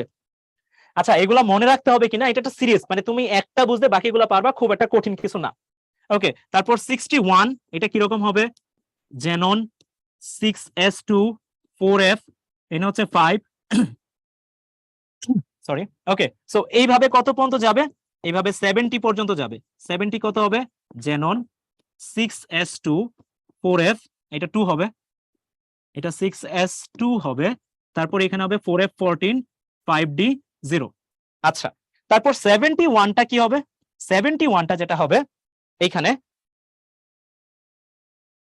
জেনন, তারপর হবে 6s2 4f14, তারপর হবে 5d1। এবার এরকম একটা স্ট্রাকচার দাঁড়ালো, সবার লাস্টে যেটা, এটা হচ্ছে Lu। ওকে, এবার এই ইলেকট্রন বিন্যাসটা আমি কেন দেখাইতে চাচ্ছি, বা এইরকম এত কষ্ট করে সবগুলো ইলেকট্রনিক কনফিগারেশন আমি কেন আনলাম, একটু মনোযোগ দিয়ে দেখো। তুমি একটা জিনিস খেয়াল করছো কিনা জানি না, প্রত্যেকটা জায়গায় দেখো f 4f খুবই সিগনিফিকেন্ট, 4f খুবই সিগনিফিকেন্ট, এখানে 4f খুবই সিগনিফিকেন্ট। খেয়াল করে দেখো, প্রতিটা ক্ষেত্রে f অরবিটালে একটা করে ইলেকট্রন বাড়তেছে, প্রতিটা ক্ষেত্রে 4f অরবিটালে ইলেকট্রন বাড়তেছে। এটা একটু মনে রাখো, যখন আমরা ইলেকট্রনিক কনফিগারেশন করি ল্যান্থানাইট সিরিজে, এটা মনে রাখো 4f এর ক্ষেত্রে প্রতি জায়গায় একটা একটা করে ইলেকট্রন বাড়তেছে, প্রতিটা জায়গায় 4f এর একটা একটা করে ইলেকট্রন বাড়তেছে। এটা জাস্ট মনে রেখো, তাইলেই হবে। আর এটা মনে না রাখলেও চলতেছে, শুধু এইটা মনে রেখো 4f এর মধ্যে একটা একটা করে ইলেকট্রন বাড়ে। এবার এই প্রশ্নটা একটু খেয়াল করো, এই প্রশ্নটা বোর্ডের প্রশ্ন। আমি এতক্ষণ ধরে যা পড়াইতেছিলাম শিল্ডিং ইফেক্ট আর ইলেকট্রনিক কনফিগারেশন, এটা আমাদের লাস্ট স্লাইড, হোপসো আমরা বুঝবো। এই কথাটা এখানে ভালো করে লেখা আছে, আমি আগে বলছি ভাই এটা 3D কেমিস্ট্রির পার্টের মধ্যে আছে। আচ্ছা একজন বলছে ওই যে 2 নাই, তো ওটা হচ্ছে বেসিক্যালি 5D এর জন্য। আব্বাও প্রিন্সিপালে এই ইলেকট্রনিক কনফিগারেশন গুলো পড়ানোর কথা তোমাদের, এখন ওই আমি আব্বাও ইলেকট্রনিক কনফিগারেশন পড়ানো সম্ভব না, কেন মানে 2 তে যায় না, f এ 2 নাই, ওটা ব্যাখ্যাও এখানে দেওয়ার কথা, বাট এটা জেনে রাখো এখানে নাই এটা। ওকে, সো এখানে একটু খেয়াল করে দেখো ল্যান্থানাইট সংকোচনের কারণ কি।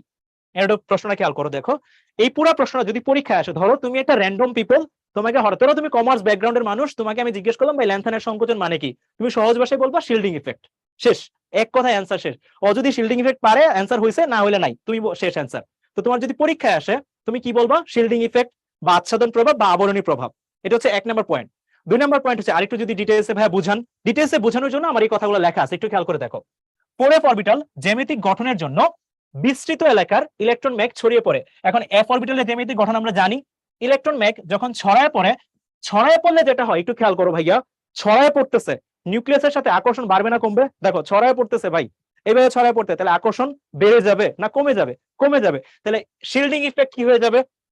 খেয়াল করে দেখো, শিল্ডিং ইফেক্ট কমে যাবে, কারণ আমরা জানি যত দূরে যাবে আকর্ষণ কমে যাবে, তাহলে শিল্ডিং ইফেক্ট কমে যাবে। দ্যাটস ইট, এটাই লেখা আছে 1 নম্বর পয়েন্ট। 2 নম্বর পয়েন্ট কি বলা আছে? 2 নম্বর পয়েন্ট আমরা যেটা বলতেছিলাম, খেয়াল করে দেখো, ইলেকট্রন প্রবেশ করার সাথে সাথে মৌলের পারমাণবিক সংখ্যা এক এক করে, ওই যে মনে করে দেখো 4f অরবিটালে ইলেকট্রন একটা একটা করে বাড়তে থাকে, একটা একটা করে বাড়তে থাকে, পারমাণবিক সংখ্যা একটা একটা করে বাড়তে থাকে, বাট শিল্ডিং ইফেক্টের কি কোনো চেঞ্জ হয়? না ভাইয়া, শিল্ডিং ইফেক্টের কোনো চেঞ্জ হয় না। যার জন্যই আমরা যদি এইভাবে যাইতে থাকি, তুমি শেপটা একটু খেয়াল করে দেখো, শেপটা যদি তুমি যাইতে থাকো, দেখো আস্তে আস্তে শেপ কিন্তু হচ্ছে কমতেছে, শেপ কি হচ্ছে ভাই? কমতেছে। আচ্ছা নিচে এগুলা কি লেখা আছে? এগুলো হচ্ছে তার রেডিয়াস লেখা আছে, অ্যাটমিক রেডিয়াস পিকোমিটার লেন্থে। নিচে যে 103, 102, 99, 98, 97 এগুলো হচ্ছে অ্যাটমিক রেডিয়াস লেখা আছে পিকোমিটার লেন্থে। ওকে, সো এই হচ্ছে কাহিনী এইখানে, যে শিল্ডিং ইফেক্টের জন্য f অরবিটালের ক্ষেত্রে ল্যান্থনের সংকোচন হয়, ইলেকট্রন ম্যাগ ছড়ায় পড়ে, তারপর হচ্ছে পারমাণবিক সংখ্যা এক এক করে বাড়ে, ইলেকট্রন একটা একটা প্রবেশ করে, বাট শিল্ডিং ইফেক্টের কোনো চেঞ্জ হয় না, যার জন্য ল্যান্থনের সংকোচন ঘটে। দ্যাটস ইট ভাই, এ হচ্ছে ক্লাস। মাঝে ইন্টারাপশন না হলে হয়তো আমাদের ক্লাসটা খুব ভালো যাইতো, মাঝে একটা ইন্টারাপশনের জন্য আমাদের ক্লাসটা খুব একটা ভালো যায় নাই। তো যাই হোক, আমাদের ক্লাস যেভাবেই গেছে, যেরকমই হয়েছে, তোমরা রেকর্ডিংটা পার্টটা একটু ভালো করে শুনবা। আর আমি অ্যাকচুয়ালি কথা মানে একটা কথার পরে আরেকটা কথা একটু দ্রুত বলি, ক্লাস দ্রুত নিচ্ছি ব্যাপারটা এমন না, কথাই বলি দ্রুত, ঠিক আছে? মানে আমি আস্তে কথা বলতে পারি না, এবং অনেক হাইলি এক্সাইটেড। কেমিস্ট্রি পড়াই তো, কেমিস্ট্রি যারা পড়ায় তারা একটু এক্সাইটেড থাকে, হোয়াটএভার। যাই হোক, সো আমরা হচ্ছে এই ক্লাসটা একটু ভালো করে দেখবো। এই ক্লাস থেকে অ্যাডমিশন টেস্টে ভালো প্রশ্ন আসে, এমসিকিউ আসে, সো ভালো করে ফোকাস করবো। ততদিন পর্যন্ত সবাই সুস্থ থাকো, ভালো থাকো। নেক্সট আবার ক্লাসে হয়তোবা দেখা হবে ইনশাল্লাহ। সো সবাই আমার জন্য দোয়া করো, আমিও তোমাদের জন্য দোয়া করি ইনশাল্লাহ। রুটিনটা একটু দেন ভাই, বাকি জিনিসগুলো হচ্ছে আমাদের সাথে উদ্ভাস অফিসিয়াল যারা আছে তারা কথাবার্তা বলবে। সবাই ভালো থাকো, আল্লাহ হাফেজ, আসসালামু আলাইকুম।